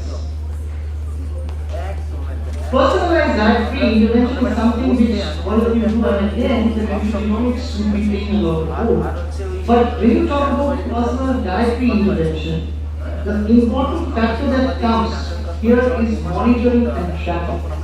So it's not just about prescribing the nutrition plan to the individual, but it is also about continuous sequential monitoring and tracking. And that is called behavioral monitoring. And there is a theory of just-in-time adaptive intervention. And this whole theory revolves around the concept that if you can intervene to the patient with the right content using technology. A silent but a very loud announcement. Just we are expecting the CEO of Durgapur ADTA, Dr. Akanksha Bhaskar. So very silently will be welcoming her, but with a lot of soul and happiness. There has to be a constant tapping into the patients that we have in most recent technology in the remote. That will help you achieve those personalized diagnosis. So now if you look at some of the nutritional biomarkers, there are several nutritional biomarkers, which are there. For example, the characteristics which show that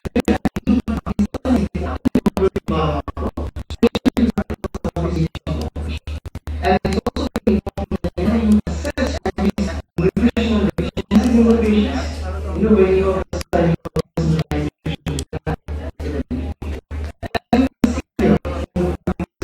there are so many biomarkers which can actually be measured, their folic acid level, their vitamin B12 level, their electrolytes, and they play such an important role when the patient is manifesting their response to certain environmental activities, like for example, while smoking, alcohol intake, while exercising, during inflammation and stress, etc. And with each of these biomarkers, the nutritional requirements will change, and that is where their epigenetics will keep on modifying, even though they have specific nutrigenomic data. So you understand how precise we can tend to get with nutrigenomics and precision nutrition coming in. So the tools that you will be using towards the actual precision nutrition would be genomics, would be proteomics. That is also very, very important for analysis of this data. And they will also be used biomarkers largely used for health monitoring and tracking of the response of the individual to the various foods. But again, when I speak of these are very much in the research level, and these researchers need to be taken as individuals from the background of nutrition, and I think all of you in colleges and institutes today would definitely need to explore this avenue, because as we go along over the next 5 to 10 years, there's going to be a lot of development happening in the domain of technology and artificial intelligence, and we can explore that and exploit that towards researchers on precision nutrition. And there is a significant role of artificial intelligence towards this activity. One is, of course, food image recognition. So you can have a predictive model that can kind of track and kind of give you the calorie intake which the patient has taken, and kind of give a predictive analytics as to what is the behavior of the patient. You can have all this data integrated, which can combine and extrapolate from their genetic and lifestyle and environmental data and recommend various dietary recommendations. With all this fit into something called machine learning, which is the core of artificial intelligence, you can get a lot of predictive analytics coming in. So there's a lot of promise that artificial intelligence brings, especially when you talk about nutrigenomics and precision care. And the direction towards the future would involve giving a lot of data. So all this is going to be possible when we have the right data gathering from the individual, the right data input, and that gets integrated. It is interoperable over various surfaces, and that is used for giving us predictive outcomes. Now, can precision nutrition impact public health? So what's the whole purpose of getting into this? So first, if you can have precision nutrition, it can have a significant outcome in terms of chronic disease management, in the socio-economic impact, which will actually reduce the long-term disease burden, and it will also have an impact on public health policies. And the most step-limiting factor of implementing precision nutrition in public health will be integration with technology. But while today this is one of the limitation factors, going ahead over the next 10-15 years, I believe that this limitation factor will be taken care of. And once we are able to have an integrated system in which we are able to monitor the dietary habits and the dietary pattern of the individual, I think this can exist. If some of you are already working with organizations that are in the space of health tech, most of you will be also working in this health tech in the space where you will be tracking the nutrition and the dietary habits of an individual using an app. So I think that barrier will be broken in a more strong way, and you will be actually making a long-term outcome benefit in terms of better health outcomes, impacting their progression of diabetes or the other metabolic conditions. So in chronic diseases, it is obviously emphasized that precision care will reduce the disease burden. It will improve the patient's individual performance in terms of their physical capability, reduce the pro-inflammatory cytokines, improve thermogenesis, and thereby reduce chronic inflammation. Even if you talk about a disease like diabetes, the whole cascade of diabetes revolves around the inflammatory condition. And this inflammation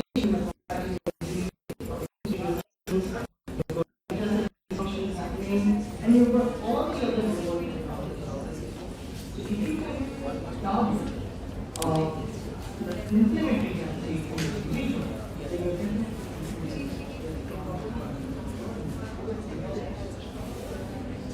follow good.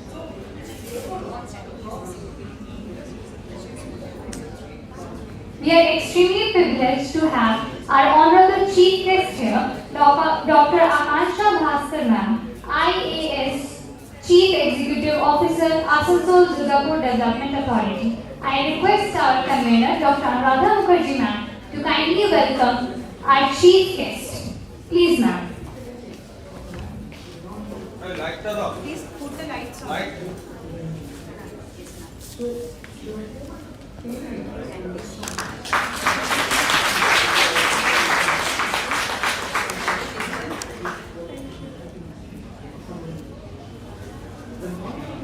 Thank you so much. Just a minute, ma'am. Sorry. Thank you so much, ma'am. I request our honorable chief guest ma'am to kindly bless us and say a few words of motivation. Please ma'am.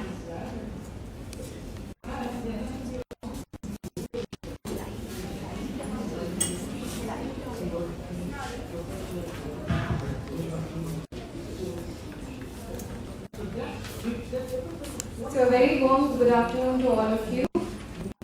And first of all, let me render my admiration to NSHM for hosting such a conclave. We, in our traditional knowledge, in our generational knowledge, we do have some sort of idea that nutrition has some health promotional value. But I think what more and more research and what more and more studies that are coming up these days are pointing out very fairly and very squarely in our faces is that not only nutrition has this sort of modifiable risk factor value in disease prevention, but it also has a huge component in treatment and in rehabilitation. And I think the West has already worked a lot in this aspect. And not only the West, what is surprising is the Eastern tigers, Singapore, South Korea, Japan, China. They also have worked a lot in this bridge between clinical nutrition and medical science. I did have an opportunity to visit some of the government health centers in South Korea, and I was very surprised to see what a huge corner and what a huge size of the build-up space was dedicated to the dietitian's desk. So it is the need of the hour for our country, considering that we have such rich traditions of nutrition-based medicine in our Ayurveda, in other alternative medicines. So it is the need of the hour for us to talk more about it, to learn more about it. to look at the researchers, to have some India-based systems and techniques in our hands. And I think this such conclave is a very, very important and good step in this direction. As an administrator, I would again reassert that not only promoting nutrition is not only what we do as a part of the government, but I think if those of you who are not aware that the Article 47 of our Constitution behoves the state to make the point that access to nutrition is one of the most important directive principles of state policy, and state is given a fundamental duty to offer its citizens ideal nutrition. And it is, again, as a doctor, before I became an administrator, it surprises me of I don't know how many of you, the doctors here, would be aware of this phenomenon which we call the Indian dilemma, where we have sort of achieved the under 5 mortality rates and the infant mortality rates that were prescribed by SDG, but we still haven't been able to achieve the low birth weight targets. And for me, that's a very interesting phenomenon, because IMR and under 5 mortality was something we could achieve because of timely and short duration intervention. But low birth weight is a sample of a bigger picture, because it not only reflects upon the nutritional status of the women in their childbearing age or during the pregnancy, but also reflects on the status of the women during their adolescent phase. So I think that's a very important finding we should be keeping in our mind, considering the fact that low birth weight is such an Indian phenomenon, a South Asian phenomenon. The way consequent NFHS have shown that the anemia in this country is only increasing, whereas all the other indices are improving. So again, I would say that conversations like this have a huge part to play in not only making us aware of where our nutrition is going wrong, but also to act like change makers in the society wherever we are offering our services, where we could actually be the catalyst for effecting substantial change in the community. And I, again, very glad to be a part of this. I can only offer my apologies that I couldn't be here due to my engagements in the morning. But congratulations to the team, congratulations to all the speakers, and congratulations to Radha for having me. Thank you so much. Thank you so much, ma'am, for your insightful words and joining us today in spite of your busy schedule. I would like to invite you on the stage. I request our convener, Dr. Radha Mukherjee ma'am, to kindly give a token of appreciation to our Honorable Chief Guest ma'am from our end. I request the crowd to give a round of applause.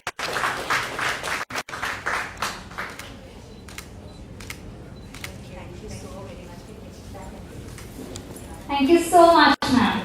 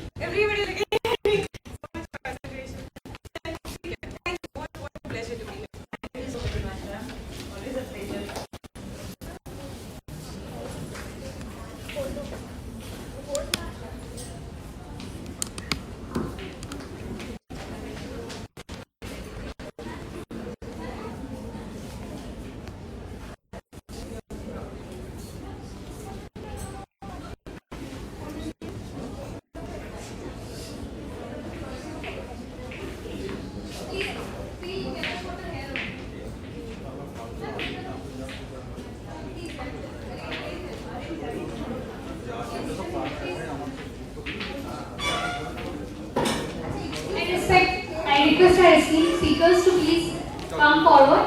Our departmental professors.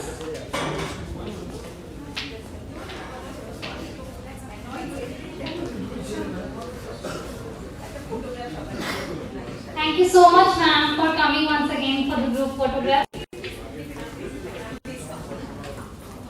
All of you, please. Please come. Please.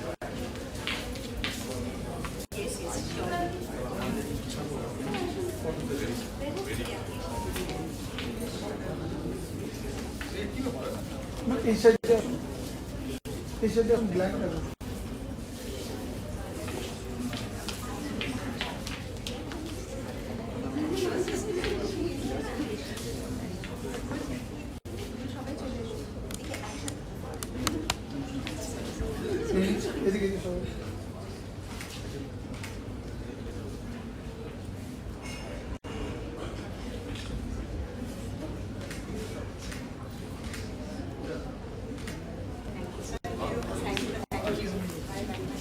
Thank you so much, ma'am.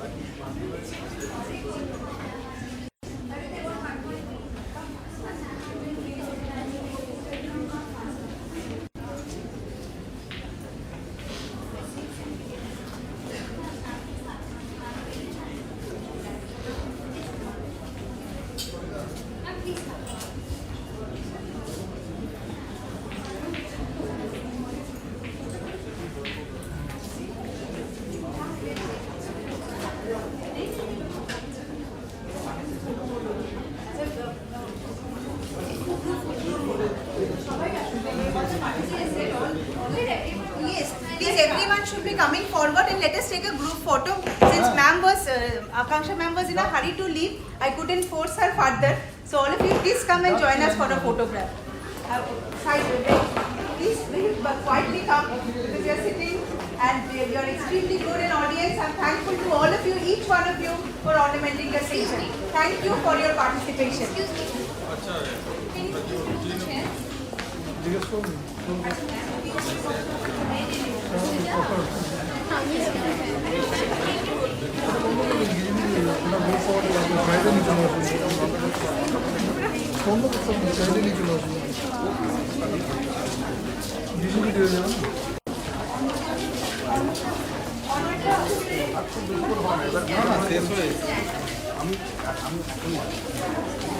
তুমি একটু বলে দাও কিভাবে থাকলে ছবিটা ভালো আসবে।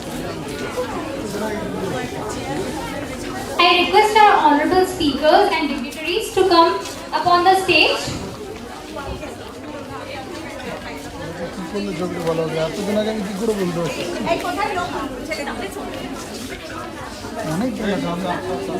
Dr. Rakesh Kumar sir, Dr. Indrajit sir, Dr. Bhojan Chaudhary sir, please come upon the stage. Sir, I request you all to please come upon the stage.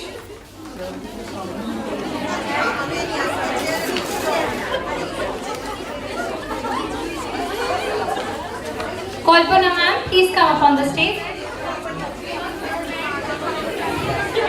I request Koyal ma'am, Manisha ma'am, Rojan sir to please come upon the stage.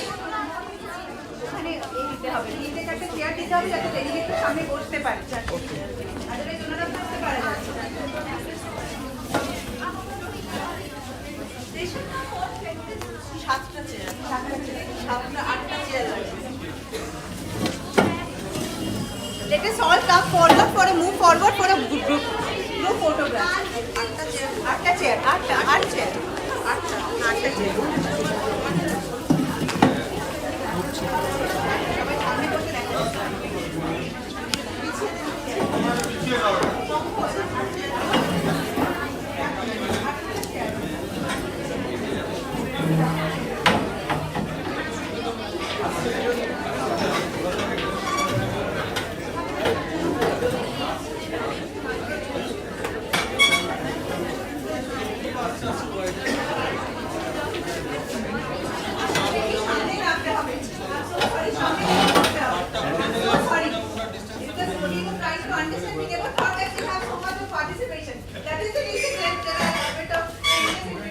start.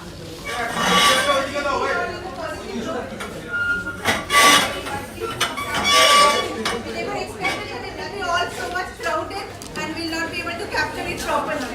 Please, that's go back and continue on the stage. So that you are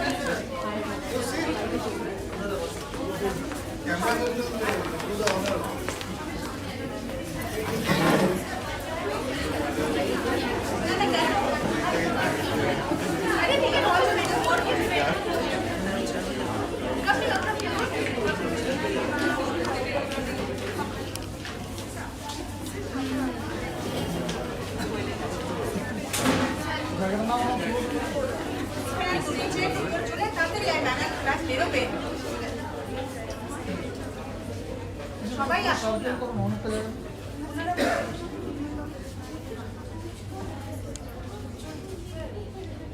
একটু হয়ে গেলে জায়গা দিতে হবে।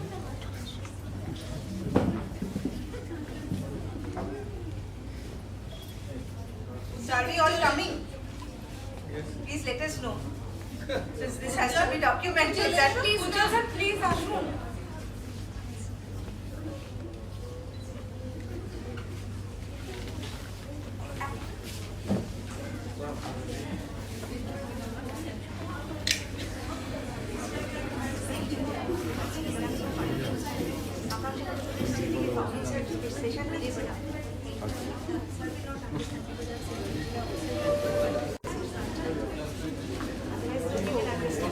That's অসুবিধা নেই, জায়গাটা এখানে গার্ড অ্যাপোলজেটিক লাগছে।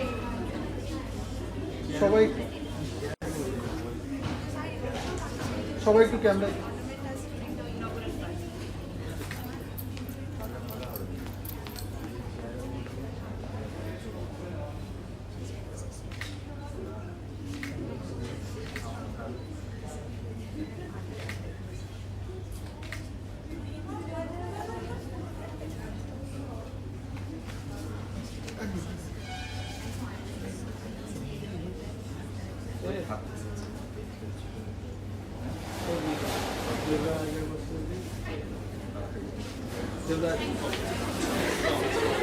Thank you so much.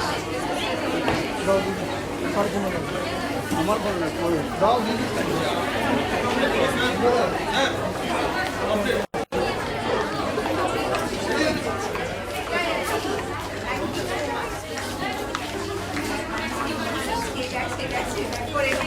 I request our participants to kindly get back to your seats.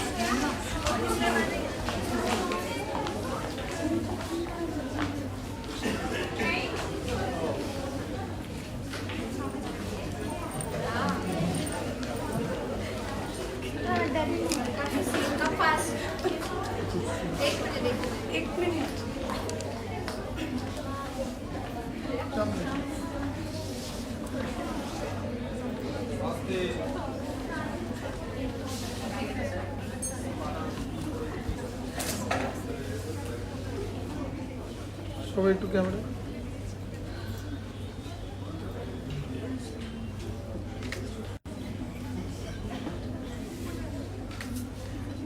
Madam কিছু যদি মনে না করেন আপনার চেয়ার তো রয়েছে বসে যান অনেকটা বড় একটা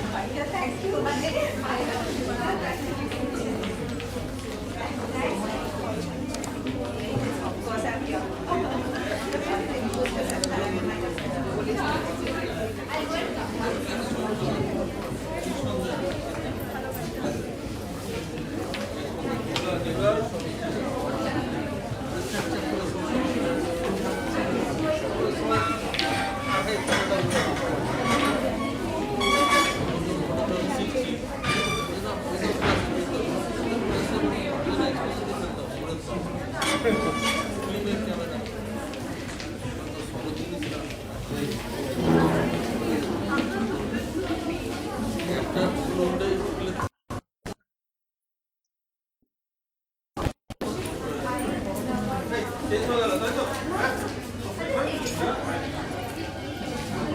the program is not over yet.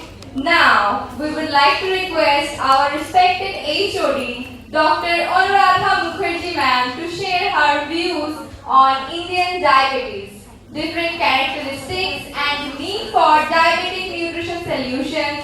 And again, we are grateful for Dr. Reddy's for their amazing sponsorship, and they are doing great in combating diabetes from society.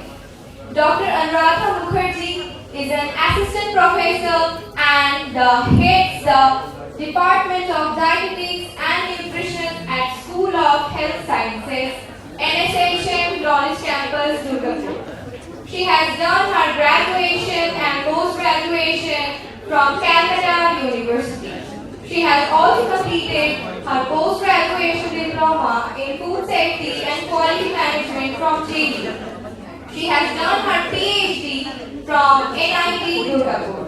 She expertises in diabetic nutrition, critical care nutrition, and onco-nutrition, etc. Her academic experience is almost of 2 decades, and she is also a practitioner and a good speaker and hosted various conferences and seminars. I would like to request you, ma'am, to please come aboard the dais and share your valuable session. Over to you, ma'am. Thank you so much.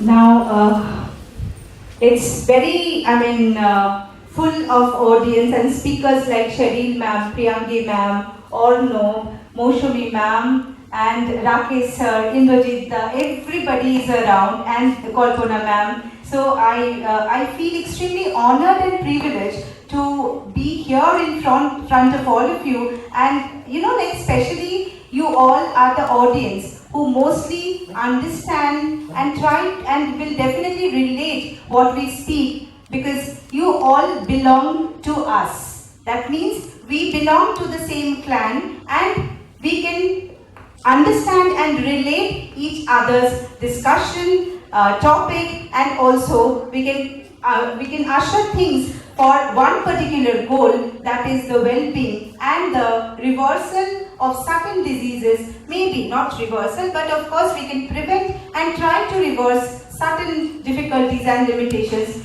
individual is having through diet. So a big congratulations to all of you to ornament here with all of us at NUTRI-CONCLAVE 2024.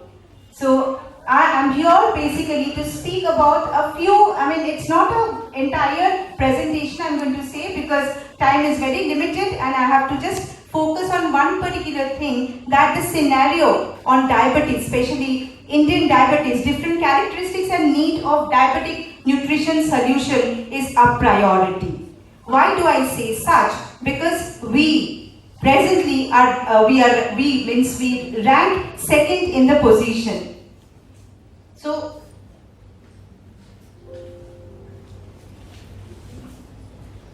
here we try to focus on certain objectives, like what exactly is the metabolic syndrome and how it is prevalent. Then Indian diabetes, its unique characteristics, and also we'll try to understand the role of lifestyle modification in the management of metabolic syndrome and diabetes.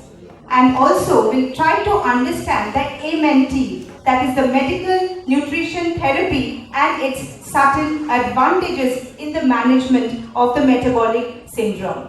Now all this sounds technical yet relatable. I do understand that these days we come across such words like very commonly we discuss about lifestyle modifications, like metabolic changes are required, metabolic disorders, just before a few happenings, because every moment this entire day is so eventful that it's very difficult for you to understand where I'm trying to relate. But immediately before what I can say that Amit sir was also, while introducing Amit sir, we were telling about metabolic syndrome expert. So these words are very common these days, and we are trying to focus that yes, these disorders which were not known few years back that well. Now researches are done and we are knowing that what exactly could be the cause and how ably we can go for a prevention. And especially for a disease like diabetes. So what exactly is diabetes? We must be knowing, and why it is a metabolic syndrome. It's not only diabetes, but there are several other metabolic syndrome existing, and their prevention and prevalence is like a must, because prevalence is going on and prevention is required, and for that the proper MLT is also being done. And for that reason, I would like to extend my heartfelt congratulations to all of you, because if we do not have the knowledge, if we do not have the alignment towards like knowing what exactly alterations, how much to replace and what exactly to add, it's difficult for us to comprehend and customize the MNT patterns. Because MNT is a medical nutrition therapy and it is specific. It cannot be the same and even for everyone. Because one person might be having diabetes, along with that he might have certain comorbidities existing. So all these things need to be catered well, and that also requires a customization in the diet plan. So first of all, this abdominal obesity, there are certain these are a metabolic syndrome as it is defined as a condition when an individual at least has 3 or more of the following. So these are very common. You have a abdominal waistline. If it is 80 for female and 90 for male, it is okay. We do not consider it to be as a risk. But if it is beyond 90 or maybe 89 or maybe beyond that, then it is a risk. And we have certain risk score. So we have Indian Diabetes Risk Score, which says that if every point we have taken as abdominal obesity and then elevated plasma triglycerides, we have both the parents having diabetes. So these are certain risks, and age more than 45 years. So there are certain risks which actually helps us to understand that this individual can be in trouble. So considering all this, we need to be careful, and for that reason we are to take the precaution. We are to assume that yes, we could be at risk, and accordingly we need to manage from day one. If the awareness could be generated and a proper knowledge could be inculcated, it could be a condition that we might change our present situation and we can divert into better living. So this is the present prevalence of metabolic syndrome. This is global versus India, and you can well see what is the condition, and it has to be taken care of because it's something very, very serious. Now this is some study on Indian diabetes, ICMR study, that is Indian Council of Medical Research, and this is the study guidelines which states that diabetes is around 101 million and pre-diabetic is still 136 millions. So how much we are to be cautious, we must be knowing. And it is assumed that around it can reach beyond 640 million if we are not controlling ourselves by 2030, 2030, and even beyond 750 according to the Global Atlas by 2045. So we have to be cautious. And this is the prevalence of diabetes in India. So this OGT, that means the oral glucose tolerance test that we need to, these are certain tests. And as we know that as a part of a routine checkup, when a patient visits to a doctor, there are certain checkups or certain things which a doctor tries to understand just as a part of routine checkup. There are 4 basically the checkups. Like number 1, we have to normally check the temperature, then we go for the respiratory rate, and then we go for what else? We go for the blood pressure, and then finally we see what? What? Yes? Anybody who can tell me? The pulse rate, isn't it? So respiratory rate, pulse rate, temperature and body pressure, the pressure. These are the routine. But now the 5th check is very, very important, and that is the blood sugar. Because it is so overtly spreading across, so we need to keep an eye on the blood sugar as well. So randomly we should be going for some blood sugar test, and that is very important need of the hour in order we can prevent diabetes to a proper extent. So OGT is a special test which is like a very normal routine check by which we take like 75 gram approx of glucose, and then we see what is the result, PP, that means after some 2 hours after that, and if the result is beyond 200 mg per dl, then we are supposed to screen our diabetes status. And these are some both impaired insulin, like if we go by the different types of diabetes, we know that we have type 1, type 2, then we have GDM. So these are like, we are all knowing it. But how can we actually go about it? Because you know, like for T1, like type 1, we have no other alternative but to have insulin. Because that is the only savior of ours that we cannot do by any anti-diabetic drugs. Many of my patients come to me and ask that, ma'am, can't we take some drugs, because they feel that insulin should not be, you know, insulin it should not be, because injectable insulin, that is a cause of concern for many small children. But actually we do not have a proper alternative other than insulin, and if they take a proper amount, proper in units, and that to sync with the exercise and diet, then the insulin could be of value for the type 1, and like ages after ages they can be fine, and doing this lifestyle modification they can be all perfect. So like this we have type 2 also, wherein we can go about with a proper diet along with the proper oral diabetic drugs, and of course we can change our lifestyle, we can modify through exercise, and we can be healthy. But of course we need to remove the triggers. That means we have to understand that for any one of us, those which are not indicated are too much of, you know, simple sugars. So for none of us, we should be getting into such troubles of taking sugary substances, a lot of, you know, fondants and all this stuff, and we should better consider and concentrate in something complex, because that will take time.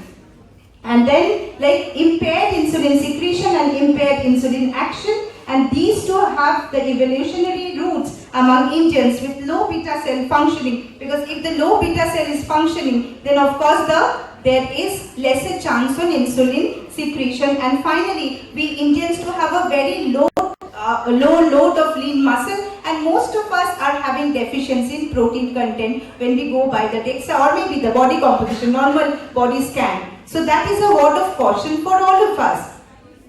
And there are certain diabetes in different in India. So there are like due to the genetic trait, due to insulin resistance, and due to a normal visceral fat content higher than the normal.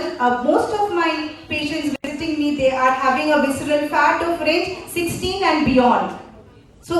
So that is something not indicated, because our lifestyle, our dietary modifications has to be done in such a way, and not from like after achieving a age or maybe a time when we are habitually into some food plate, we should realize that no, I am having an atonement and I need to change it or reverse it. So I have to do it from day one. I have to have a positive eating habit from day one. So that is also to be introduced, and it's us who are introducing pizza, burger and all the junks to our children. They are not introduced by their own. So we have to be very, very careful in introducing such types.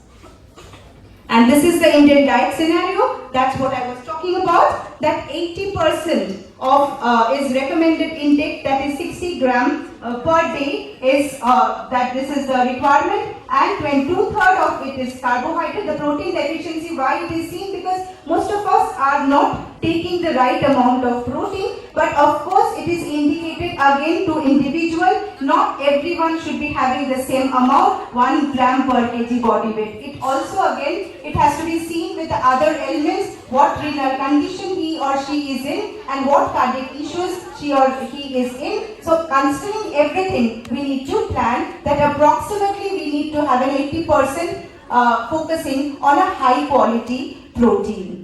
And then also the 2/3 of carbohydrate is required, and especially this 2/3 carbohydrate, whatever is indicated, that again should be coming from complex carb.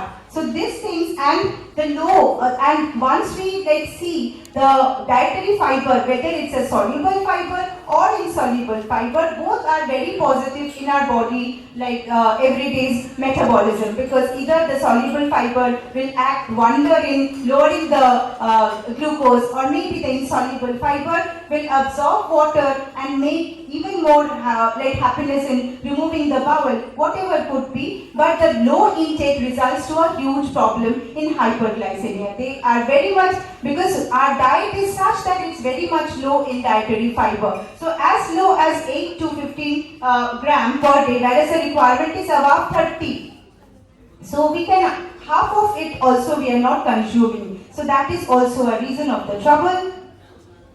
And then the role of high protein, high fiber supplement replacement in managing type 2 diabetes. It is very, very important and need of the hour. And honestly speaking, when theoretically I used to study and when I used to be a student, I used to think that yes, why will I give supplement? Why will I prescribe supplement? Because our meal, if we balance it, we can do a miracle. It will change the problem and it might help us to reverse the disease as well. But practically when I see, then it's need of the hour to replace some of the vital, what we think that maybe it's a vital meal, or maybe a portion of the meal should be replaced by a proper supplement which should be of value. And that supplement ideally for a diabetes, if he or she is not having other comorbidities like nephropathy, retinopathy, or maybe CVD. So we have to see accordingly what is the problem, and accordingly we can suggest, or we can of course write for them a high protein and high fiber supplement.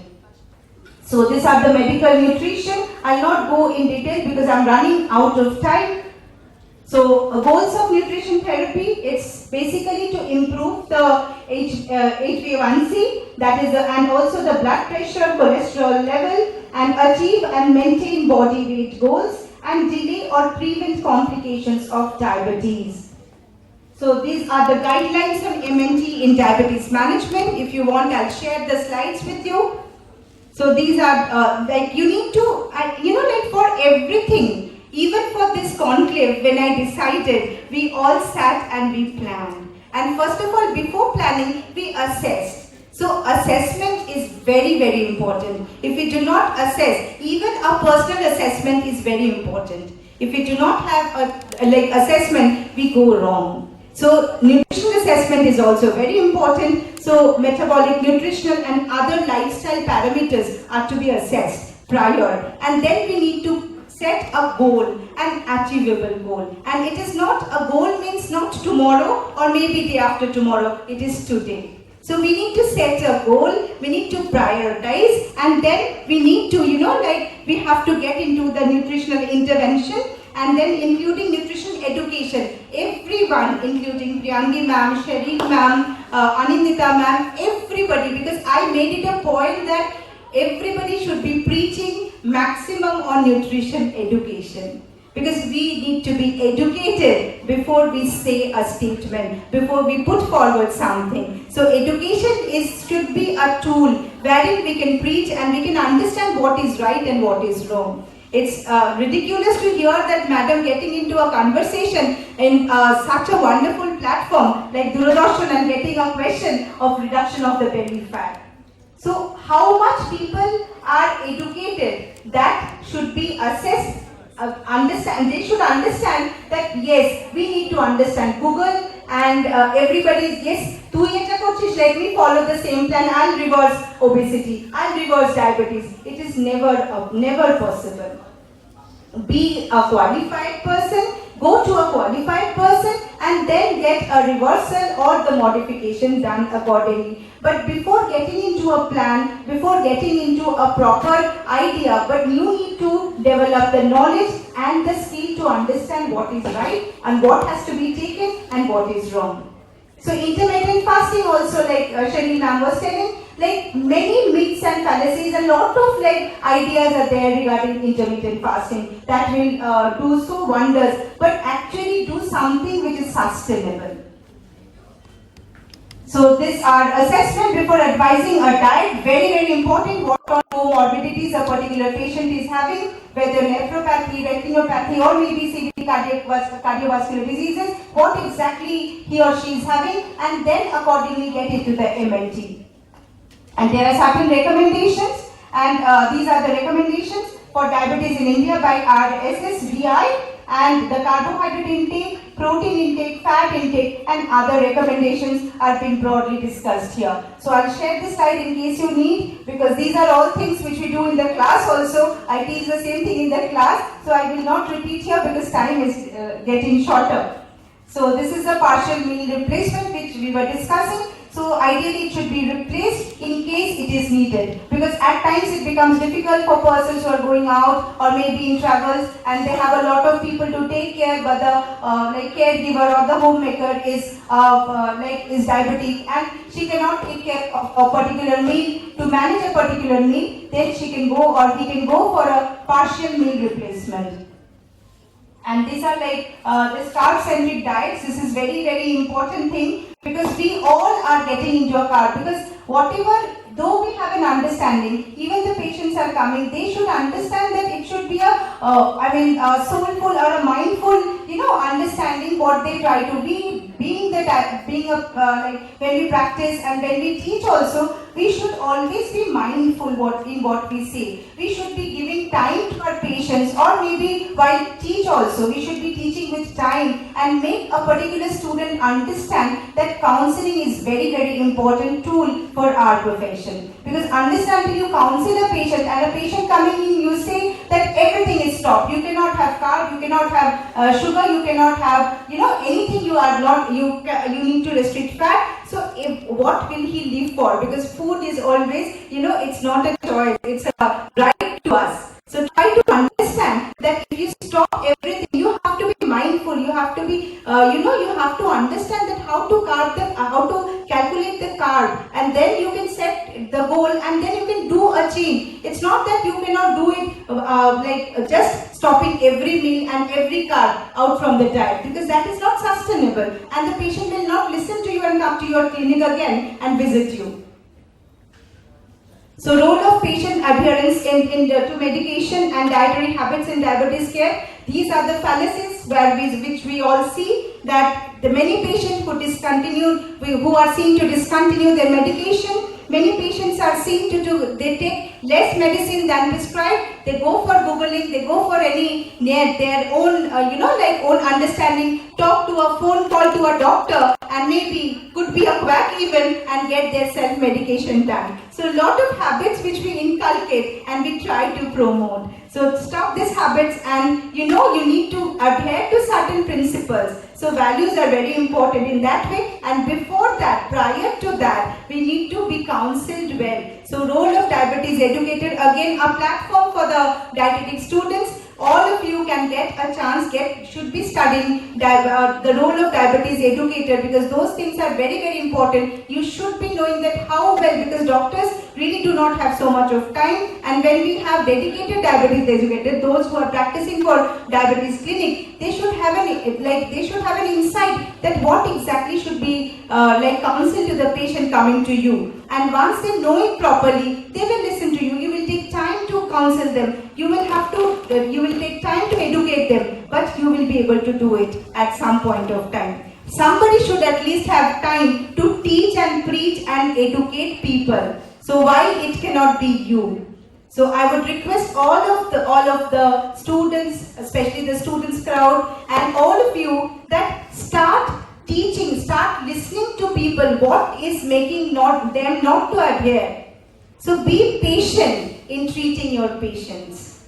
So please do not do harbari, because you are talking to a person whom you are trying to do some well-being. So have that approach of mind. So the medical nutrition therapy in diabetes, so this is something, benefits of meal replacement strategy. So this makes a person to replace their meal, and it becomes convenient for a patient also to follow. And there are evidences on basis of plant-based supplements in diabetes, because that will help them to at least to not to raise their, like creatinine and other, like, because most of the long-standing type 2 diabetes is seen to increase the ACR and all the like potassium, sodium and creatinine up like in a elevated domain. So we can just keep a like a lesser low on that if we keep to our plant-based supplements in diabetes. Of course, we have to, keep, it should be in a combination, like that means it should be rationally prepared, because at home it's difficult to get into all the, amino acids and everything through a particular, either like a pulse or maybe a cereal. So combination can do miracle. And there are certain evidences also. And these are the reduction in weight, waist circumference, fat mass, insulin and leptin. These are very relatable cases, because like this leptin, ghrelin and like glucagon, insulin and all these are very, very important in terms of ruling over diabetes.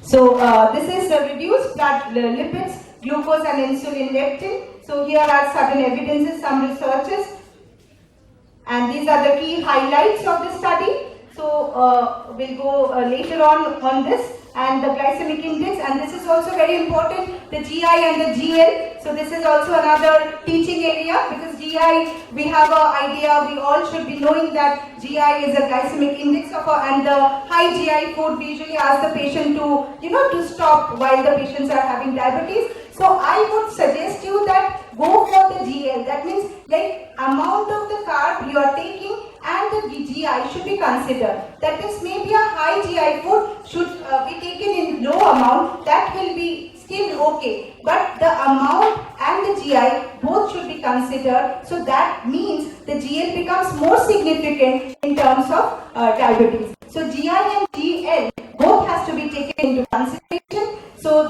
usually we have also the cooking process, which at times makes the GI raise beyond what we think is the normal GI in the raw state. So these are certain clinically proven low GI evidences. And these are the plant-based high fiber, high protein supplement, which also improves satiety. And it happens truly because some patients, they feel like satisfied and fullness after they take this supplement. And like for last because usually we have this polyphagia, polyuria and this polydipsia as the three very significant signs of diabetes. So patients are seen to be still less on the hunger if they take this supplements. So the key study highlights also comes here, and then this is another study, and this study design results, and this CGM is very important because continuously once we monitor the, like these days we have this, this is very, very, these days for certain professions, like they are regularly into exercise, or maybe I have a patient who's a physiotherapist. He has put in the CGM and he knows that where the spike is being taken care, where the spike is taking up. So he accordingly he can consider, and like he can take accordingly the amount of carb, and he can himself he can do the changes. So the tailoring can be done by himself when there is a CGM machine. So this is certain more things, and I'm just going fast because I need to end. And these are the lifestyle changes, some key messages. So that is very important. You need to change the lifestyle. You also need to have the reduced effectiveness of conventional dietary treatment for weight loss, because weight loss is very important, and that should be willful and not forceful. And the meal replacement is also, it should be administered, and twice daily consumption of high protein, high fiber diet is recommended, and even like one meal or some sub meals can be replaced by some of those like good supplements. And the best outcomes with MNT in the management of metabolic syndrome have been shown to occur when taken for 6 months and over. So minimum of 3 months you should have an eye, and then if you are satisfied, you can continue for 6 months and you can see the some remarkable changes. So with this, I thank you, and let me just also tell you why suddenly I jumped into this diabetes, because like I was myself is a diabetes educator. and I have done a lot of and so much of people visiting me, most of them are diabetic. So it's yet a very cause of concern for me, and not only for me, for all who are doing researches, because we should all be aiming towards a particular game, that is the holistic development. When a patient comes to you, when you really do not have anything to offer, so that is pathetic. So being a diabetes educator too, I would request you all to kindly counsel the patients prior, make them understand what could be the comorbidities, what could be the ultimate things which might keep them very unsafe in future, and their life will also deteriorate. The quality of life will also deteriorate. So please be mindful and be with your patient for a while, and thank you for patient listening. So I really would like all of you to fight for the cause and help the patient out. Thank you so very much for hearing to me patiently. It's an honor to be here in this conference. Thank you all. Thank you so much, ma'am. Hello? Thank you so much, ma'am, for such an informative session. We are so blessed to have you as our head of the department. I would like to request you, ma'am, to stay for some moment, and I would request respected Professor Manisha Chatterjee, ma'am, to kindly come upon and give a token of appreciation to our respected Dr. Anuradha Mukherjee, ma'am, from our mom. It's basically, this goes to the entire department, not to Anuradha ma'am, not to Manisha ma'am, not to Olivia ma'am. It's for the entire Department of Dietetics and Nutrition. We work like a family. It's our family, and I created this family proudly in 2018. Now we have new members, new additions, and I invite you all to be members in my extended family. So thank you all for being here.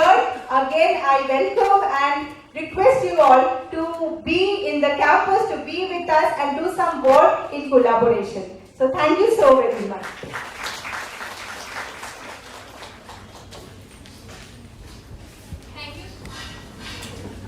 Thank you so much, ma'am. And now we would be starting with our e-poster competition. And we are extremely privileged to share with you all that we have Dr. Brojen Chaudhuri sir as the judge for the e-poster competition. The rules and regulations for this poster competition includes maximum 2 participants are allowed per poster. One should be creating the poster using MS PowerPoint using a single slide. Poster size should be PowerPoint page size 36 by 48. Title of the poster should convey basic theme of poster. Use of appropriate pictures or graphics should be used of clear resonance. Each team will be given 5 minutes for the poster presentation. The aspects considered in the competition will be technical content, presentation skills, poster formatting and appearance. Thank you.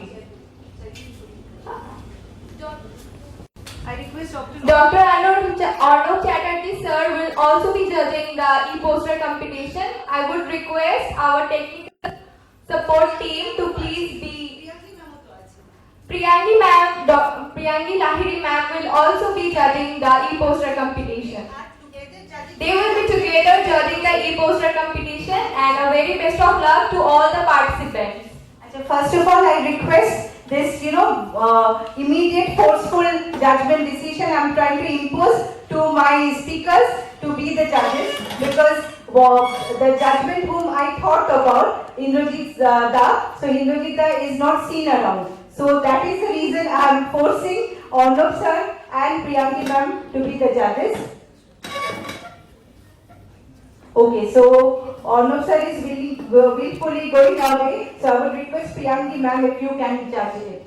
Because even Dr. Brojen Chaudhuri is having his own assignments, so he has to leave for his patients. So if you can be the one and whole and sole judge. So will that be difficult, ma'am?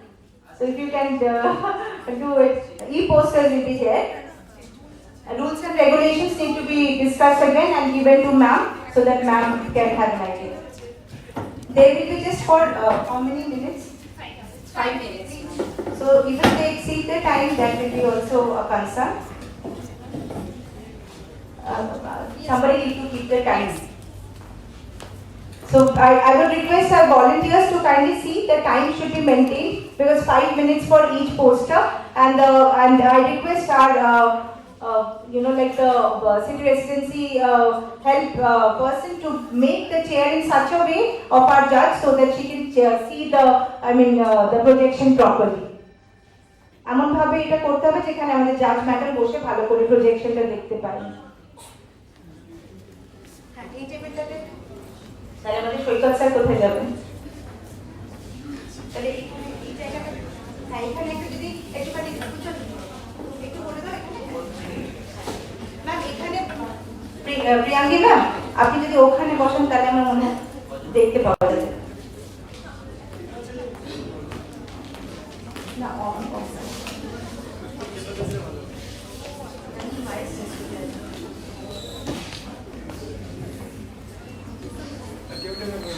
So welcome our honorable judge. So ma'am will chair the session and she will be judging.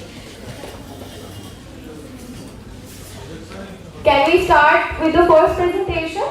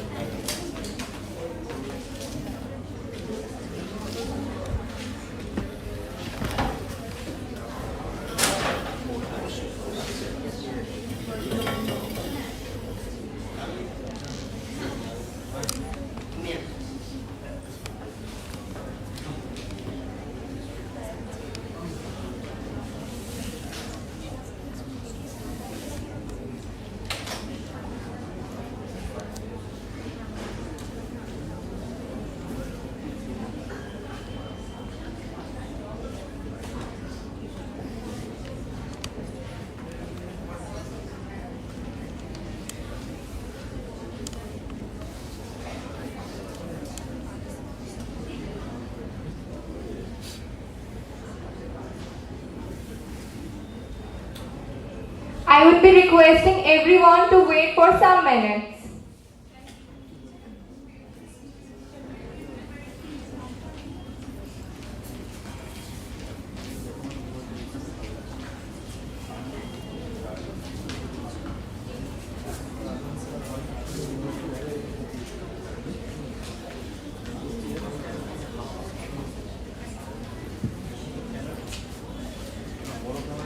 I would request everyone to please don't leave the campus because certificates will be distributed just after would be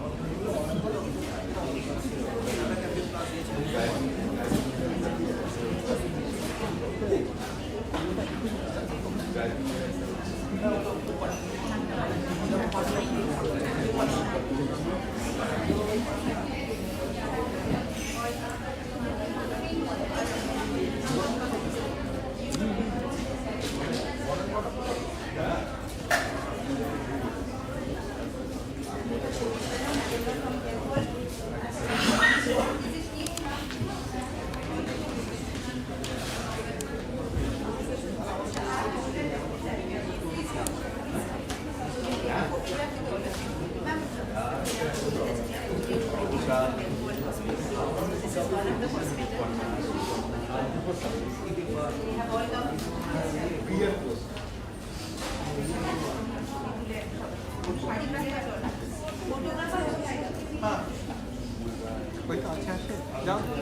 একটা ছবি তুলে দাও ওনারা ছবি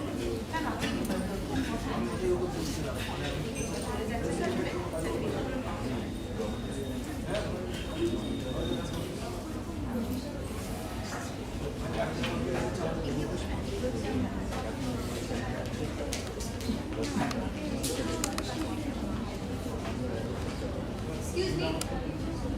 Please come.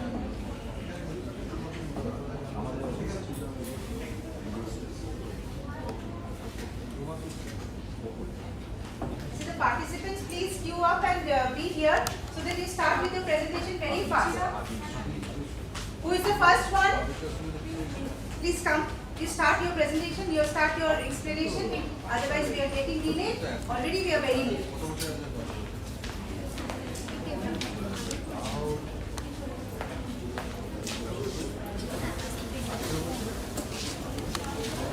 The name of the first participant is Deepti Karmakar.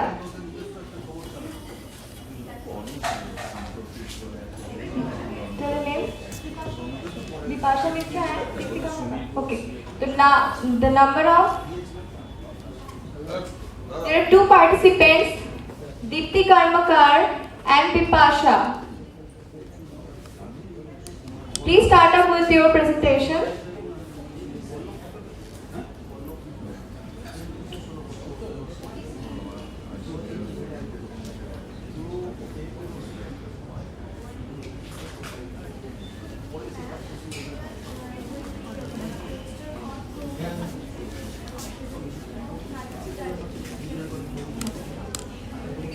Use the hand mic, please.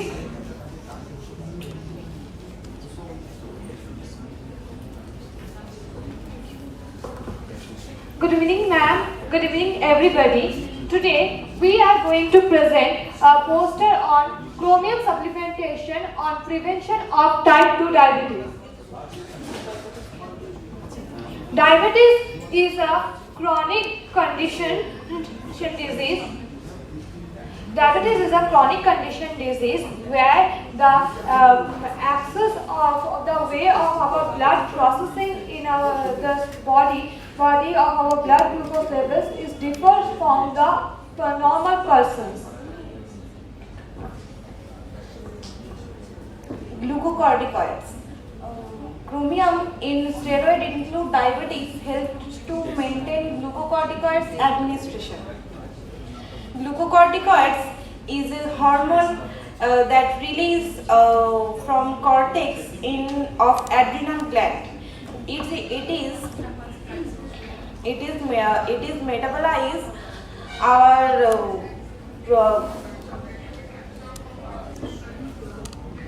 It used to metabolize the glucose and fat in our body. Okay. Glucocorticoid is very important for the administration and the metabolism of the glucose and fat in our body. But without the chromium in steroid diabetes medicines, the glucocorticoid administration is not happens properly and the steroids get inactive. When the chromium in steroid-induced diabetes medicines are given, then the actions of insulin is actively or maintained in a normal way. We also know that nowadays chromium is used in TPN supplementation, that is the total parenteral supplementation, that can reduce up to 200 units of insulin for the patients.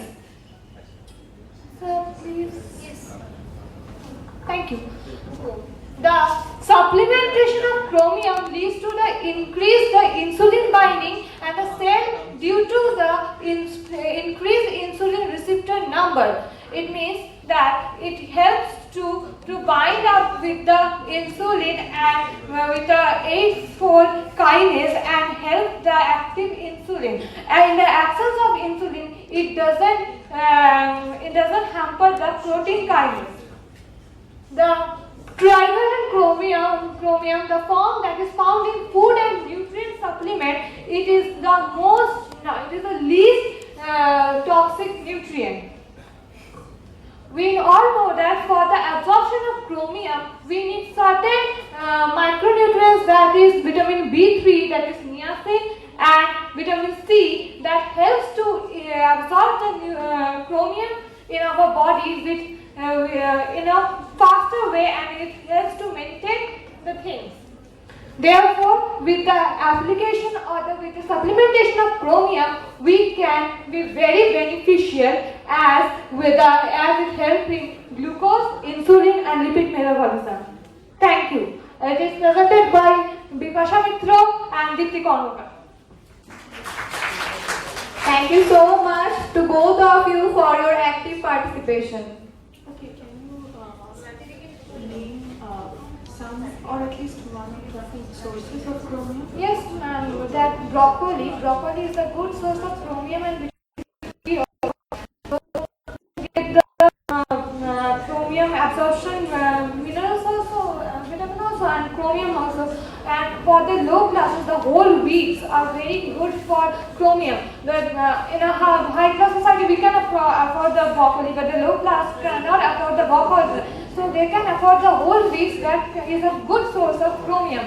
The grape juice, the orange juice are also a source of chromium. Thank you. Next we have Shreyoshi Ghosh and Purnima Manna from Asansol Girls High School. Asansol Girls College. I'm so sorry.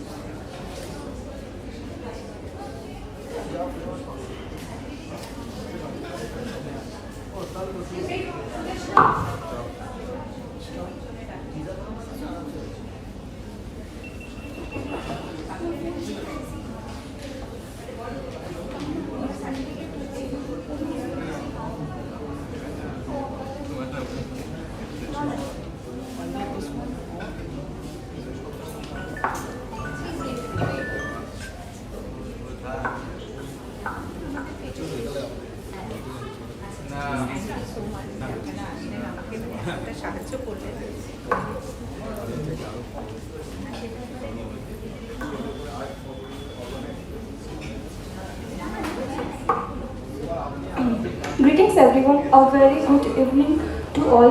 Myself Shreyoshi Ghosh. Myself Purnima Manna. So now I can express my thought about the role of nutritional labeling in medical intervention. The most important things to remember about food label is that you should avoid foods that have food labels. Referred by American Dr. Joel Fuhrman. So, nutritional labeling play a crucial role in medical intervention. It provides information about that can help in treatment, prevention and management of different health conditions, such as supporting weight management for individual aiming loss weight or maintain body weight. Nutritional labeling provides an information about serving size, calorie intake and nutrient compositions very perfectly. Next, educating patients. Nutritional labeling serves as an information tool. It provides patients about the impact of nutritional labeling of different foods and the information about nutrients that our body needs.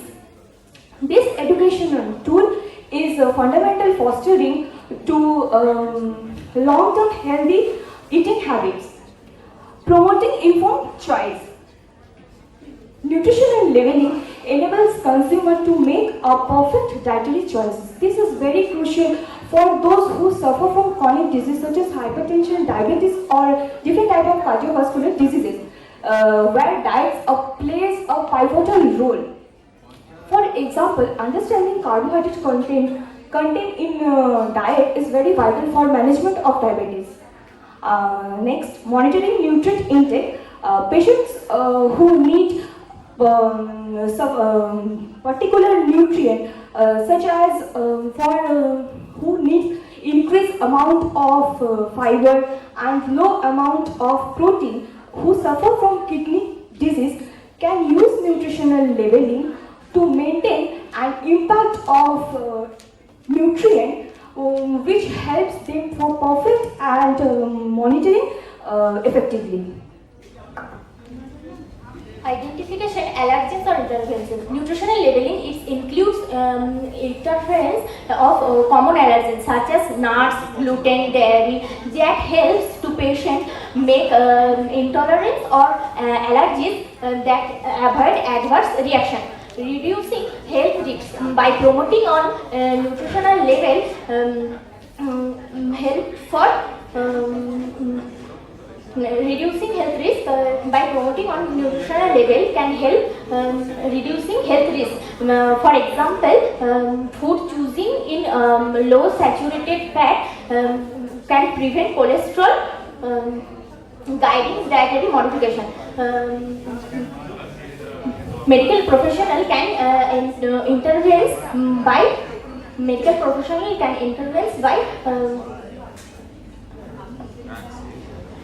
medical. Time is over. Huh? Time is over.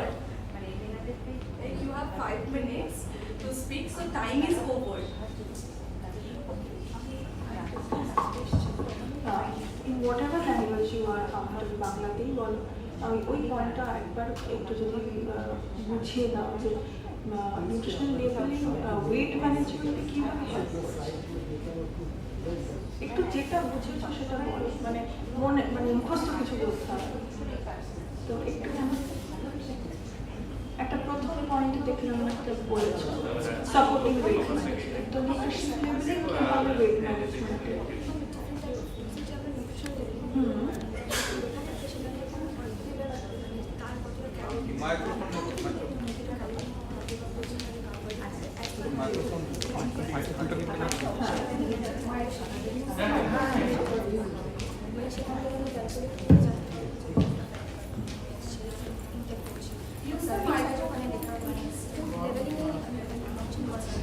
ওটা খুব important যে সবসময় serving সাইজটা বলা থাকে না, বা মানে ইউ নিড টু আন্ডারস্ট্যান্ড যে আমাদের বেশিরভাগ যদি ইন্ডিয়ান ফুড গুলোতে দেখো লেবেলিংয়ে ইট ইজ অলওয়েজ ফর 100 গ্রাম, হ্যাঁ 100 কেজি নয় 100 গ্রামস। হ্যাঁ, তো এবার কি করে যদি সার্ভিং সাইজ লেখা নাই থাকতে পারে, so how do you determine the serving size? মানে সার্ভিং সাইজ বলতে আমি এখানে বলছি পোর্শনস ক্যান ডিফার, কিন্তু একটা প্যাকেটে ধরো কতটা রয়েছে। So you need not weight also, ওখানে প্যাকেজের ওয়েটটা লেখা থাকে, একটা নেট ওয়েট লেখা থাকে, তো সেখান থেকে অবভিয়াসলি হ্যাঁ দেখে বের করবে যে ওই একটা প্যাকেট খেলে whatever that product is কত যাচ্ছে। So you know, so you are aware of the amount of calories and other things that you are consuming. Thank you.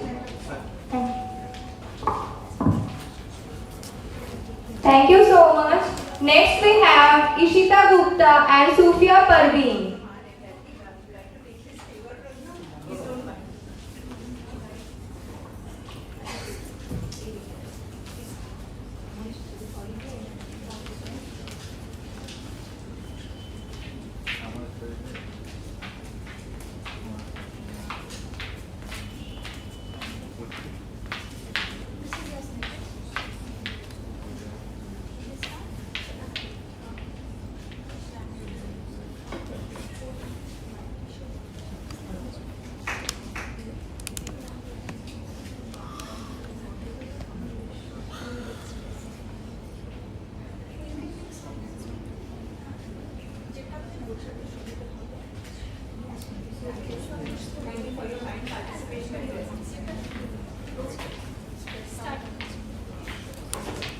You may start now.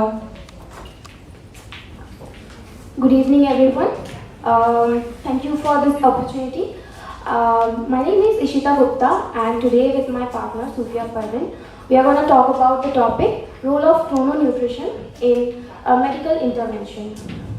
So, chrononutrition is the study of how timing of meals can impact our well-being. If we look into the health implications of chrononutrition,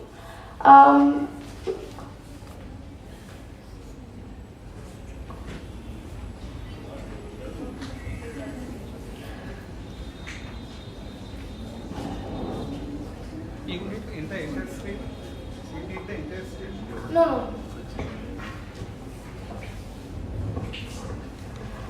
ma'am আমাদের মিলসের টাইমিংয়ের উপর আমরা যদি focus করি ভালো করে দেন it will be easier for us to maintain our health. Like for example, in diabetes, if we take meals at specific times, it will help us to control the glucose spikes in our body. Just like that, even in weight management, if we properly schedule our meal plans, we can adhere and stick to our plan, like weight losing plan or weight gain plan.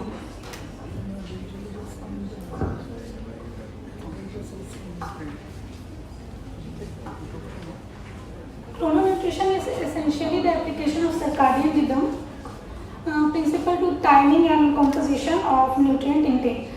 Circadian rhythm is basically the internal process which वो हमारे body का एक cycle है, मतलब हमारे body का clock हो गया जैसे कि, तो वो 24 आवर में हमेशा मतलब फिर से दोबारा फिर स्टार्ट होता है, तो वो हमारे बॉडी का स्लीप एक साइकिल हो गया. तो अगर उसके हिसाब से हम लोग खाना खाए, जैसे कि हमारा मॉर्निंग के टाइम हमारे बॉडी का जो ये मतलब हमारा इंसुलिन जो होता है, इंसुलिन का ग्लूकोज लेवल इंसुलिन सिक्रेशन जो होता है मॉर्निंग के टाइम ज़्यादा होता है और इवनिंग होते होते वो लो हो जाता है. तो अगर हम लोग सुबह के टाइम में मतलब फॉर डायबिटीज़ पेशेंट, क्योंकि वो लोग का तो ये प्रॉब्लम होता है ना, तो अगर हम लोग सुबह के टाइम में खा रहे हैं अगर carbohydrate rich food then it's okay, but शाम होते होते वो जो होता है वो हमारा इंसुलिन सिक्रेशन वो डिक्रीज हो जाता है.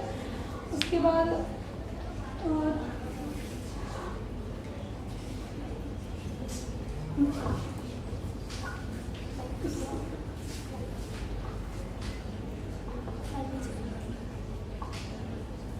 So if we look into the timing of nutrient intake for disease management, so while we are undergoing a treatment for any disease management, be it metabolic disorders like diabetes or obesity or anything, if we sync our meal timings with our treatment, it will be very effective. Like the outcomes of the treatments will be very effective. So by this we can say that chrononutrition plays a crucial role in medical intervention for management of diseases, different kind of diseases. Thank you. Ma'am next है कि हम लोग अपना मील किस तरीके से अपने circadian rhythm के हिसाब से प्लान कर सकें. तो जैसे कि बोले कि मतलब सुबह के टाइम क्योंकि consume nutrient dense breakfast align with body's increase sensitivity and metabolic rate. सुबह के वक्त न्यूट्रिएंट डेंस फूड, दोपहर के टाइम जैसे कि उसको मतलब उस अमाउंट को दोपहर के time. Excuse me, I'm so sorry to say your time is up. Yes.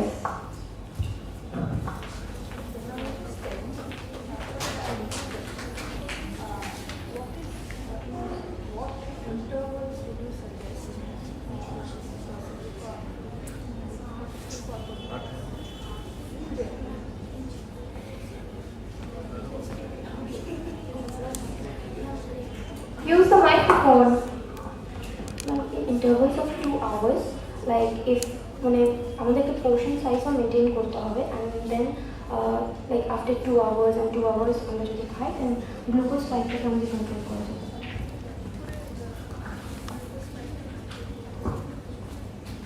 Because different foods have different glycemic loads and glycemic index.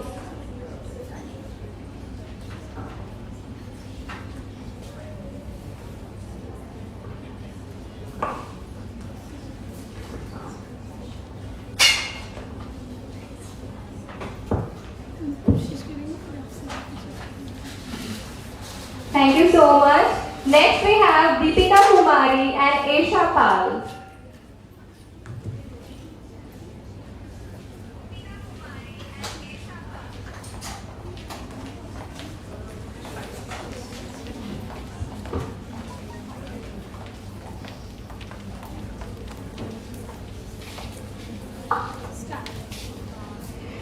Imagine you are eating a fresh apple or a healthy salad, but you are thinking, you think this making, sorry,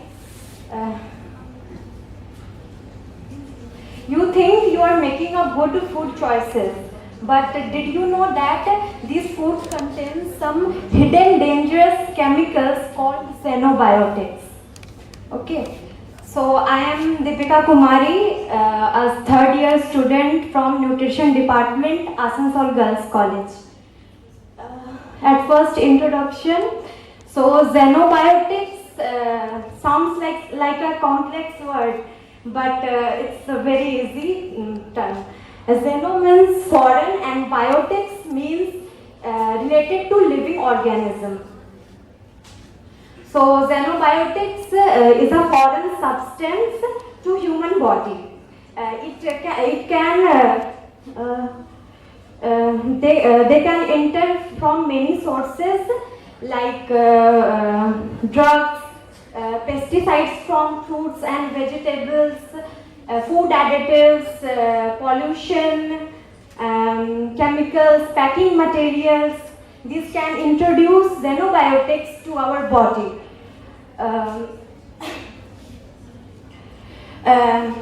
But our body have a smart way to handle this xenobiotics, and the liver is the superhero here.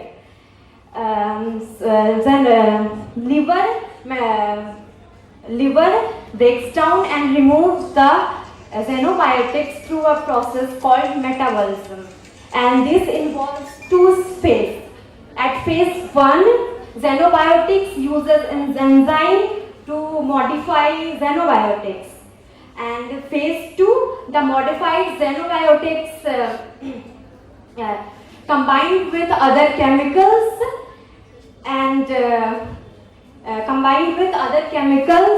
and easy to excrete. But without nutrients, nothing is possible.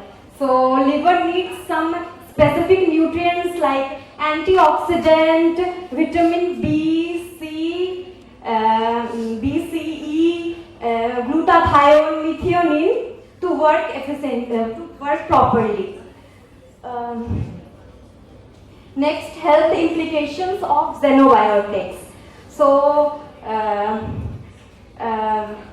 high exposure of xenobiotics can lead to severe health implications like hormonal imbalance,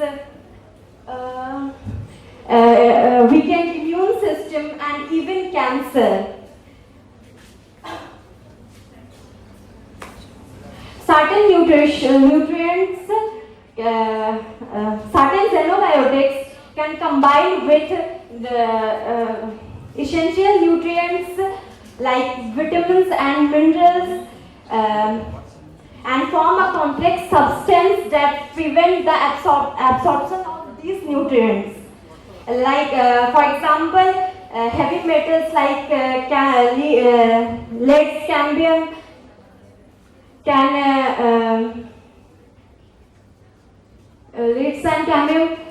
prevent the absorption of iron, zinc, and calcium, and this interaction can leads to nutrient deficiency. Next, combining nutrients to combat xenobiotics. Nutrients are the superhero of our body. Nutrients work very hard to protect us to harmful effect of xenobiotics.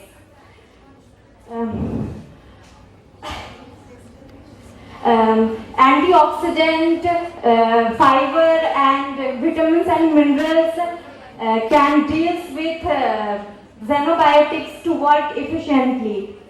Everyone is requested to please keep quiet. You guys continue. Antioxidant neutralize the harmful effect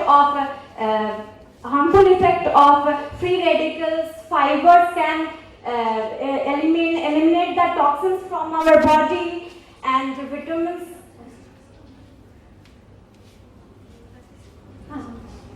I'm confused.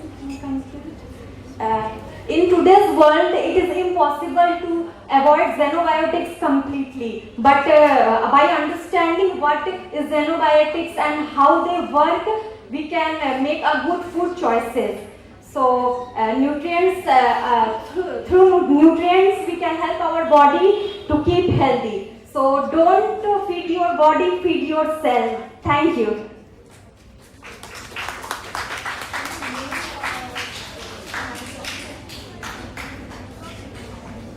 Ma'am, food example.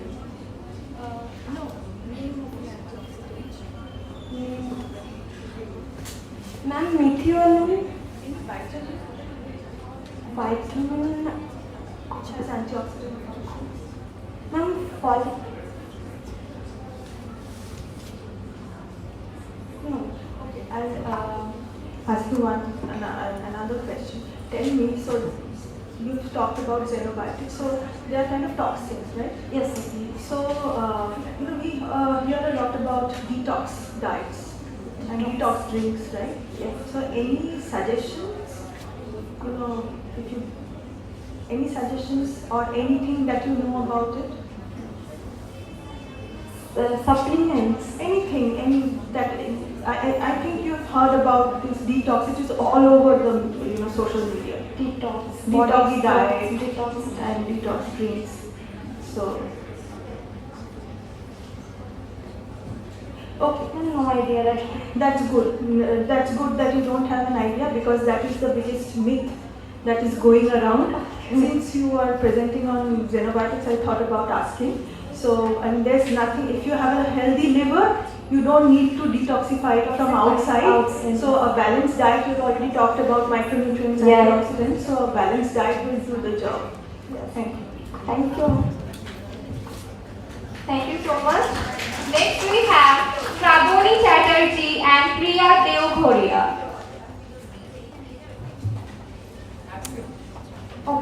Okay. For the next we have Srijoni Shorkhe and Tamanna Sarfaraz.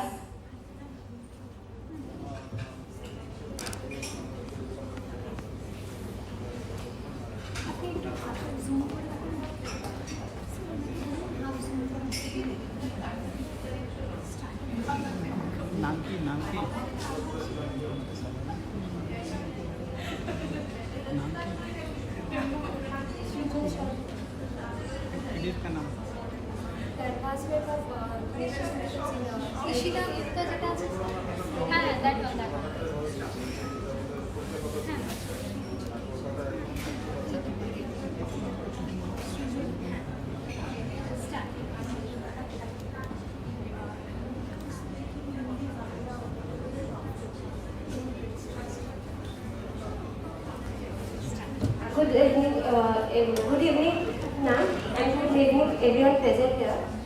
I am Srijoni Shorkhe And I am Tamanna Sarfaraz. and we are from Asansol Girls College. Today we are going to present our topic, Advancement of Nutraceuticals in Medical Intervention. So let us start understanding what is nutraceuticals. Nutraceuticals is basically a variety of compounds extracted from natural sources, and the nutraceuticals is all about adding supplements to our diet to keep maintaining a healthy lifestyle. Nutraceuticals plays a significant role in our human health by covering most of the therapeutic areas such as blood pressure, diabetes, obesity, osteoporosis, etc. And it's also in past 2 years in COVID-19. Science has proven that nutraceuticals plays a vital role in preventing and covering COVID-19. Now moving on to our next topic by classifying the nutraceuticals into 4 different categories: dietary supplement, functional food, medicinal food and pharmaceutical. First is the dietary supplement, which helps to provide nutrients that might be missing or insufficient in a person's diet. For example, multivitamins, omega-3 fish oil.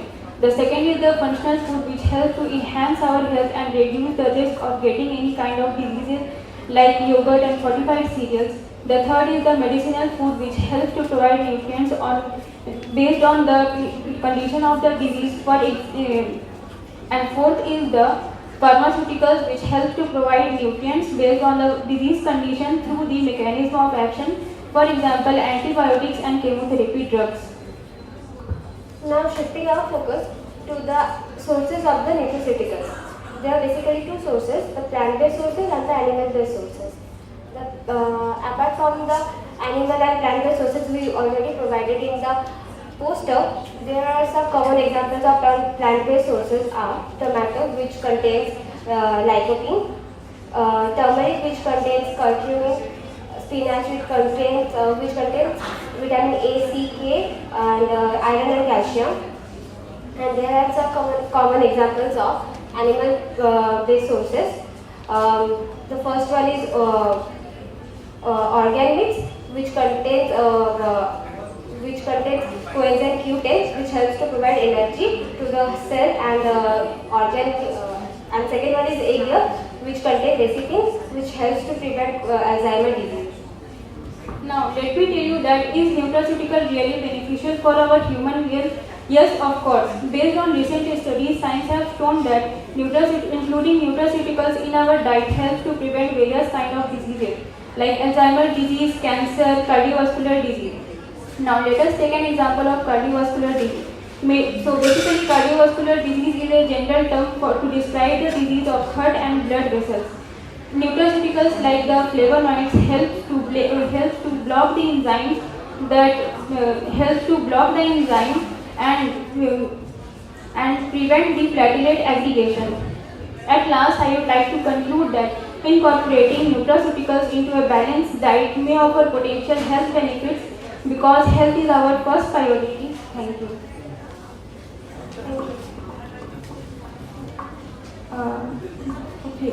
We've talked about functional food, right? So, can you tell me the difference between a nutrient and a functional food?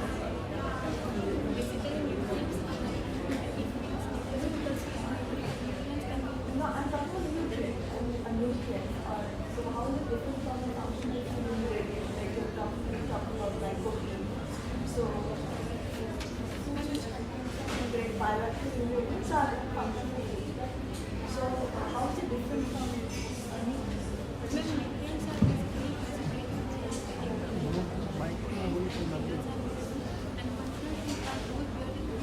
Is your mic?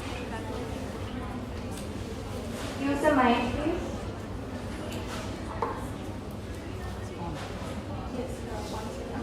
The nutrients are basically divided into various categories like carbohydrates, protein, fats, minerals, and vitamins. And in functional food are those foods that contains those kinds of vitamins which help to provide energy and boost up our immunity and give strength to our health.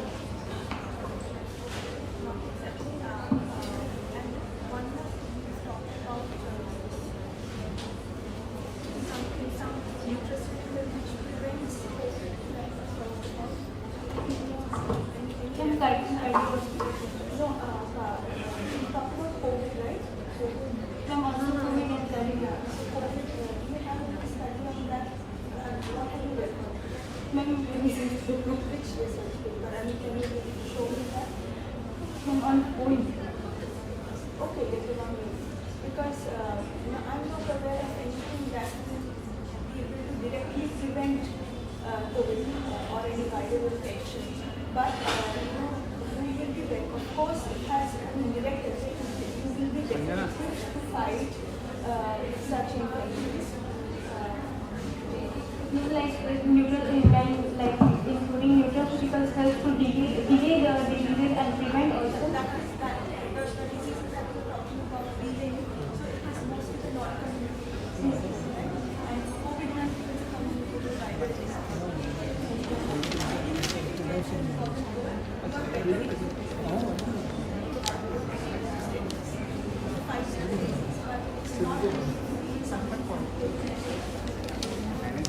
purely will look for it.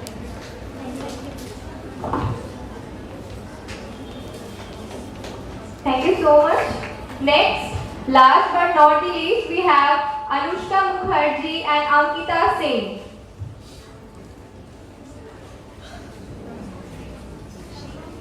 Anushka Mukherjee and Ankita Singh. Yes.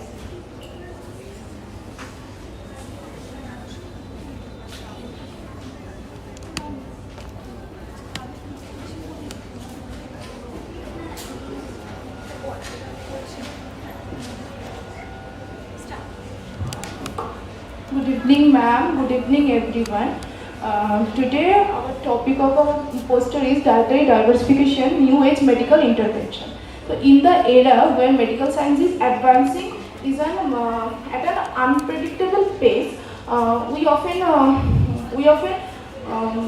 search for looking for technology and pharmacology to treat our health problems or for solution of our health problems. But yet sometimes we profound intervention, sometimes must be profound intervention some interventions are rooted that simply change in our daily lives. Dietary diversification is such an intervention one that holds immense promise that we treated our health problems and change our health outcomes across the globe.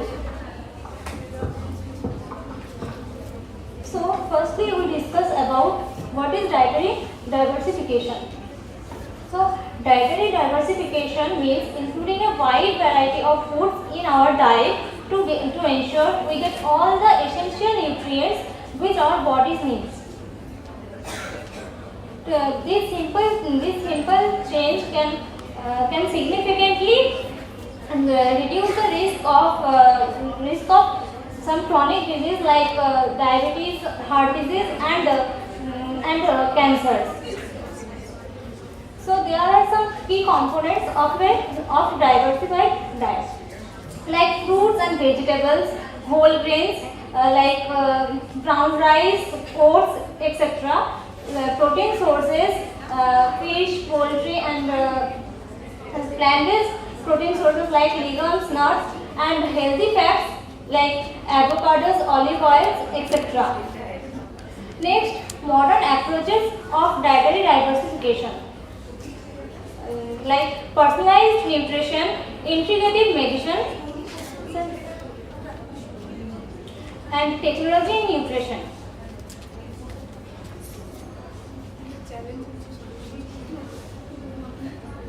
And some challenges and solutions like accessibility of diverse food, solution are community gardens, food cooperatives, and cultural and societal factors, and solution like culturally tailored dietary recommendation. So this concise and visually engaging poster will effectively communicate the importance and benefits of dietary diversification as a new age medical intervention.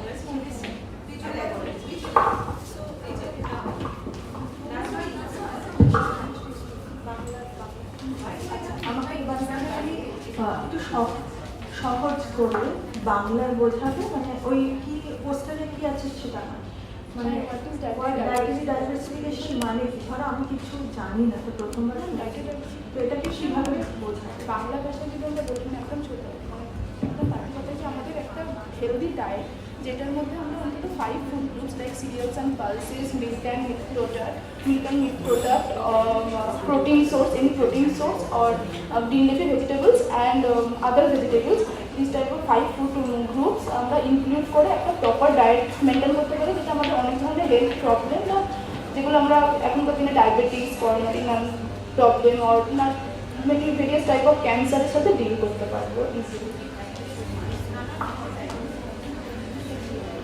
হ্যাঁ, 5 main food groups তাকে ডায়েটের মধ্যে include করে।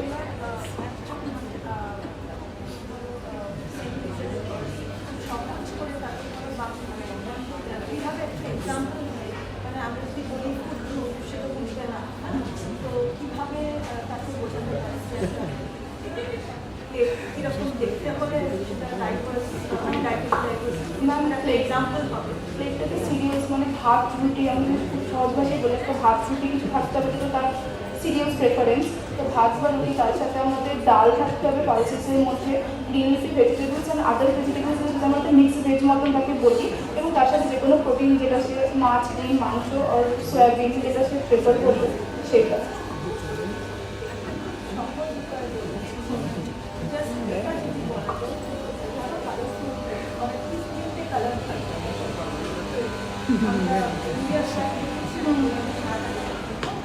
তাতে মোটামুটি আমাকে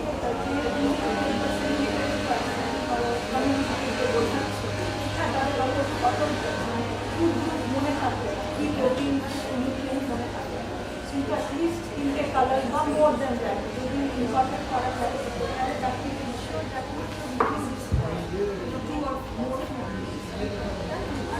each food ensure that you're not only having some grains, who is active quality cereal like chicken. So that to within the food groups they should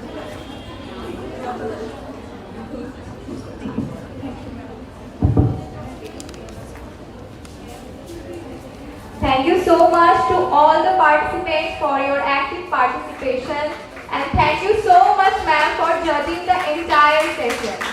We will be announcing the results shortly.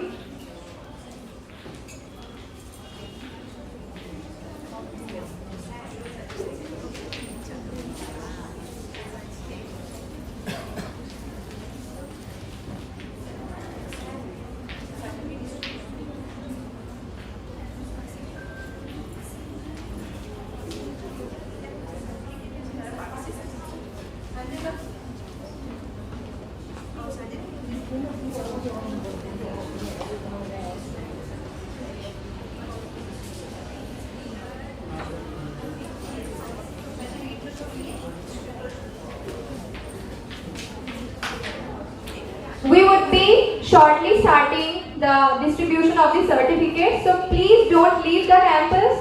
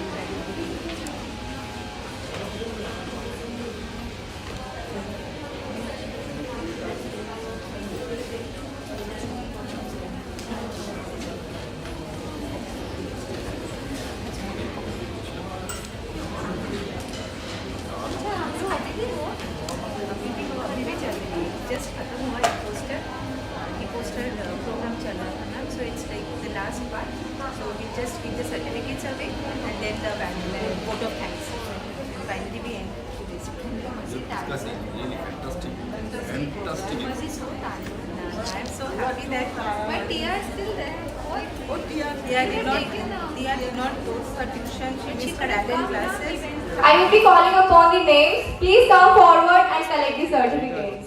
Miss Kajal Kumari from KV Women's College. Read out the name, let them be in a queue so that it will be fast. Start reading out the names. Riya Raj, Trisha Roy, Asta Hashmi,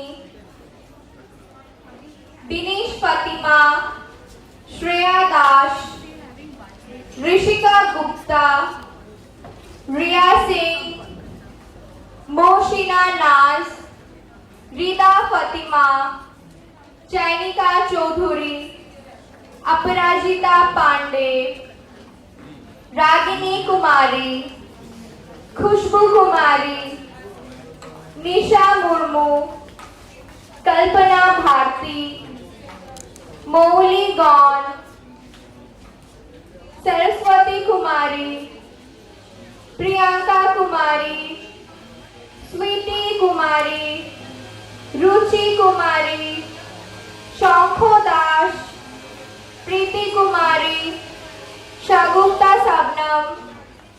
Prerna Kumari, Shreya Badal, Swetaksha Sinha, Mahima Kumari, Shuman Kumari, Sweta Shuman, Ishu Kumari, Arpana Rani, Drishti Shuman, Anamika Kumari, Shobha Rani, Aarti Kumari, Usha Kumari, Kumari Preeti Shahu, Soni Kumari, Sanjana Singh,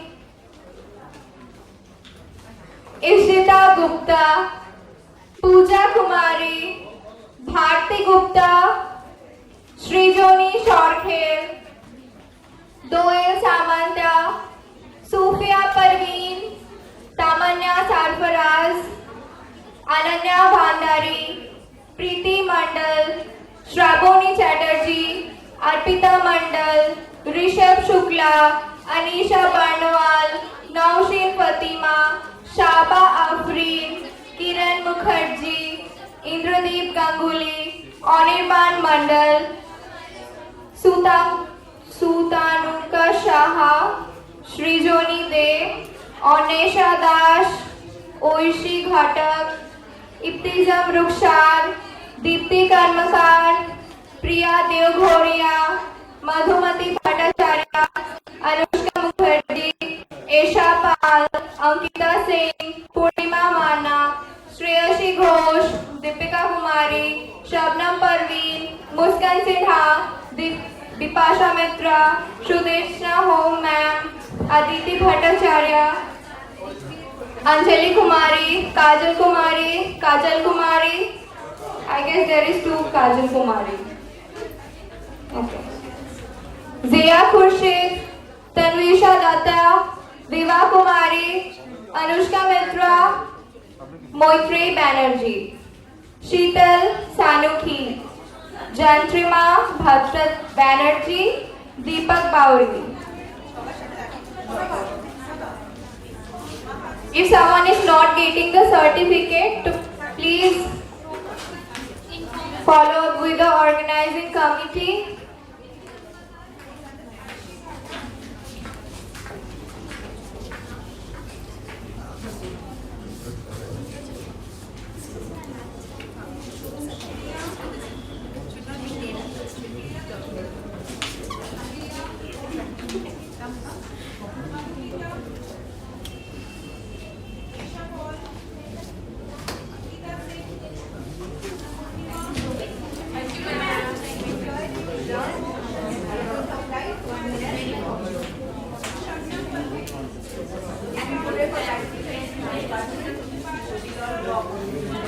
Last week on the chair, you are sick, let the prices come, then you go.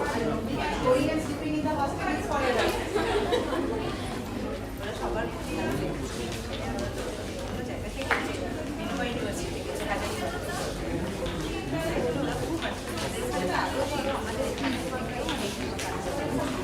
Jyotirmoy Banerjee is here.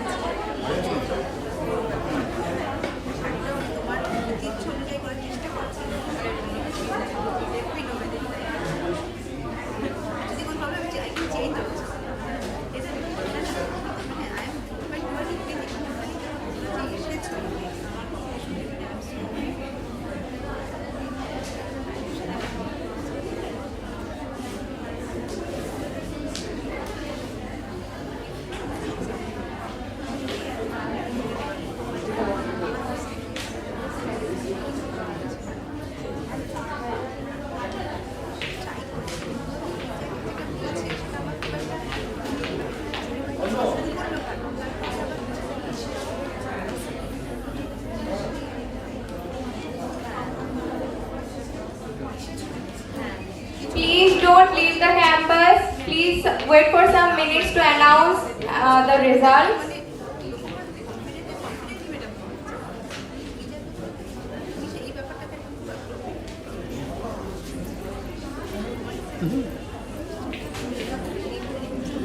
Those who have leave for the campus, we are having their certificates with us. If someone is here with them, please collect their certificates and kindly forward to them.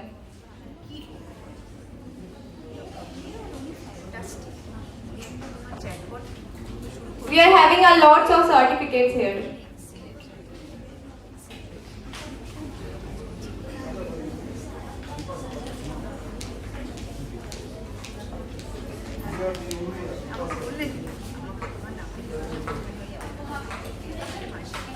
We are having the certificate of Tanvisha Datta.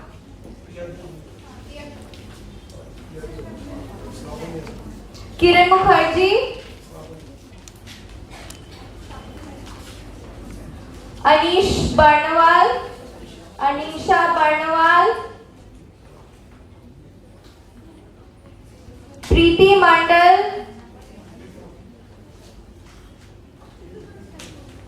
Bharti Gupta.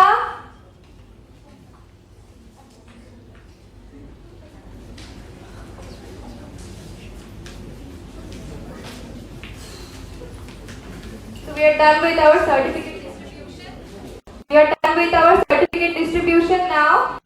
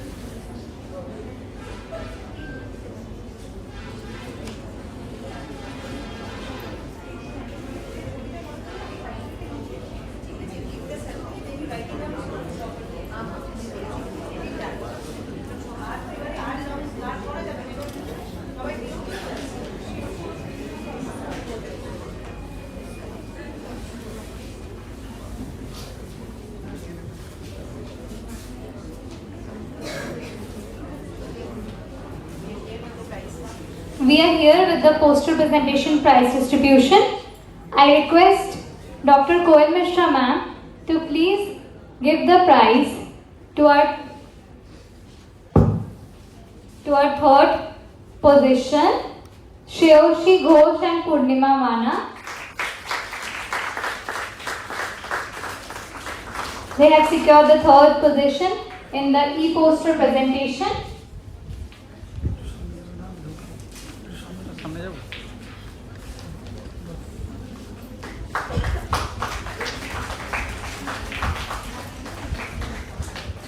Centre चलो बस ठीक है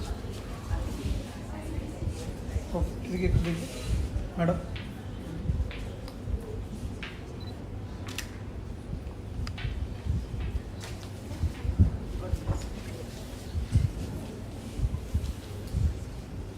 Thank you so much, ma'am. I would request Mr. Indrajit Mudumjar sir to please come forward. Okay, so the second runner-up is Anushka Mukherjee and Ankita Singh.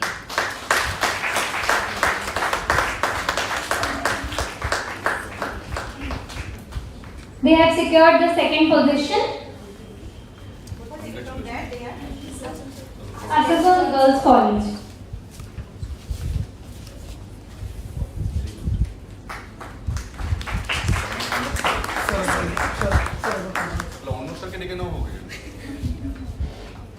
Sir সারাক্ষণই acknowledge করছে, আপনি আর কে করবেন?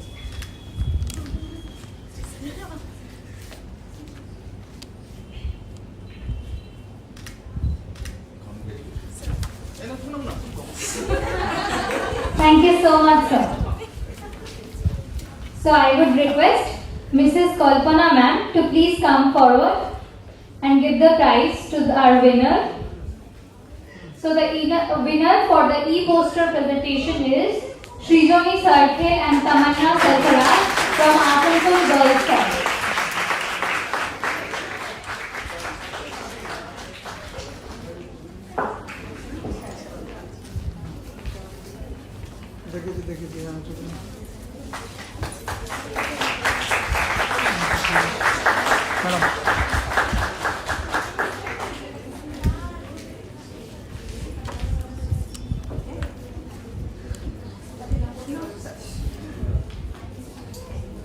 Thank you so much, ma'am.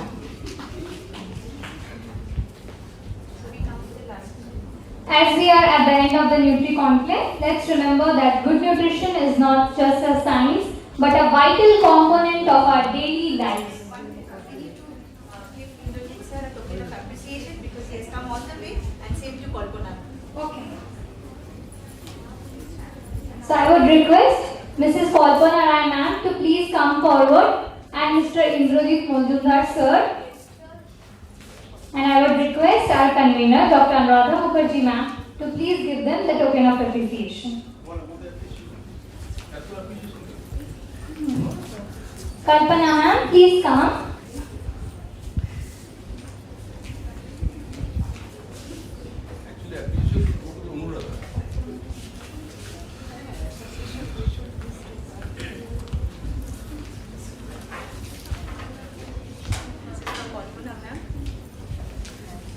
Thank you so very much for coming and joining us.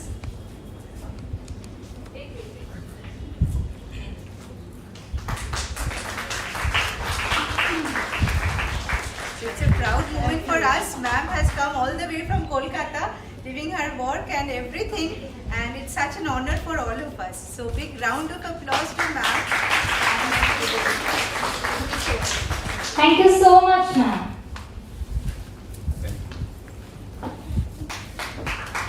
I request the audience to please give a round of applause.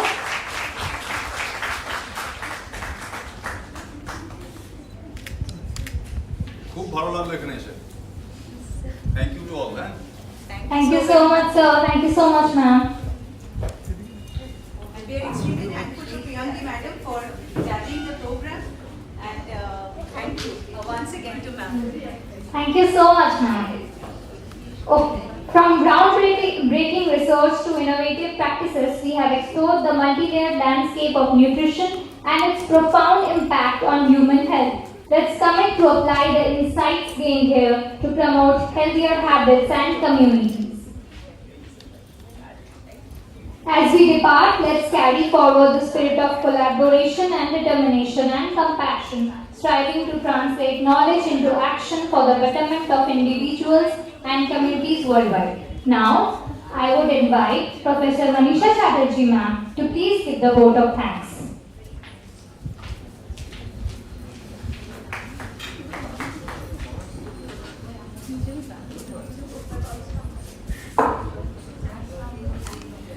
Good evening, everyone. Thank you is such a prayer that cannot be seen or touched. It must be felt by heart. I, Manisha Chatterjee, feel honored and privileged to get the opportunity to a vote of thanks on this special occasion.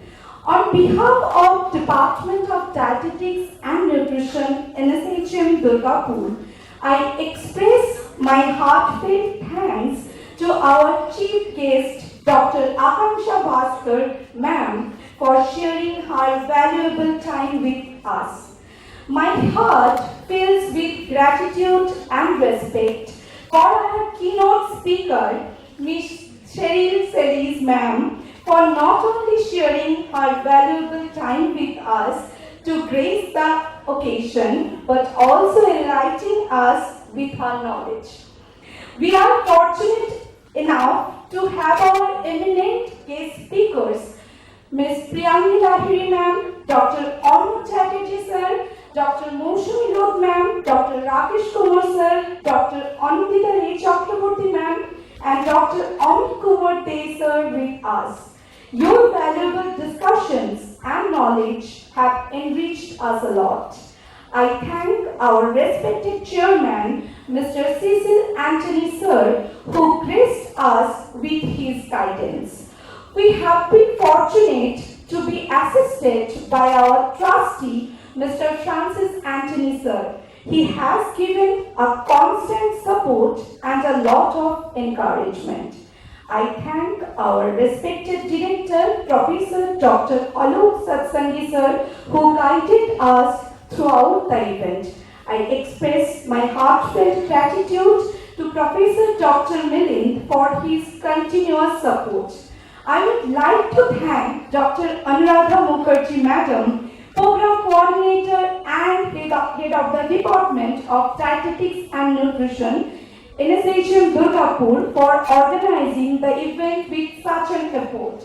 I will always remember Madam as courageous and friendly leader. A special thanks to all participants for participating in this event.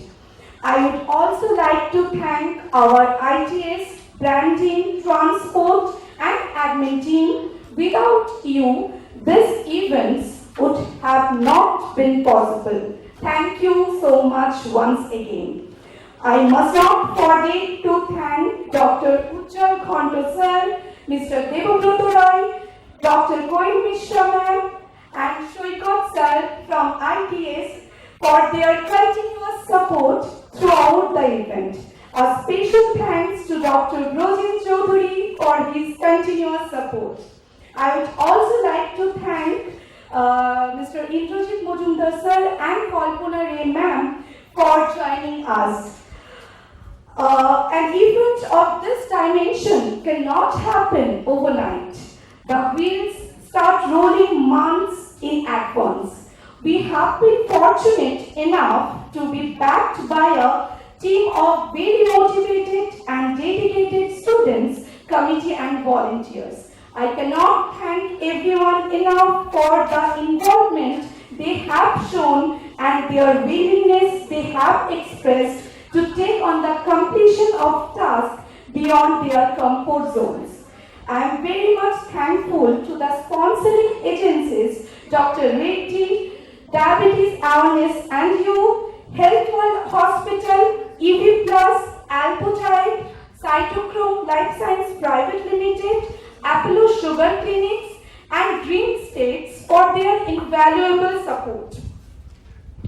So thank you entire NSHM team and management for giving us the opportunity to have such wonderful program in terms of generating awareness and concern to the entire society. Thank you so much once again. Stay safe, stay healthy. Thank you.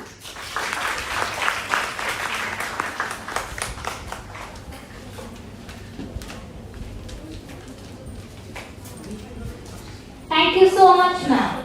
Thank you to all the eminent speakers, signatories, organizers, participants and our sponsors for your invaluable contributions. And may our shared commitment to nutrition continue to drive positive change long after the conclusion of this conclave. Let's continue to work together towards a future where everyone has access to nutritious food and optimal health. Thank you so much. Stay fit and stay healthy. Thank you. Okay.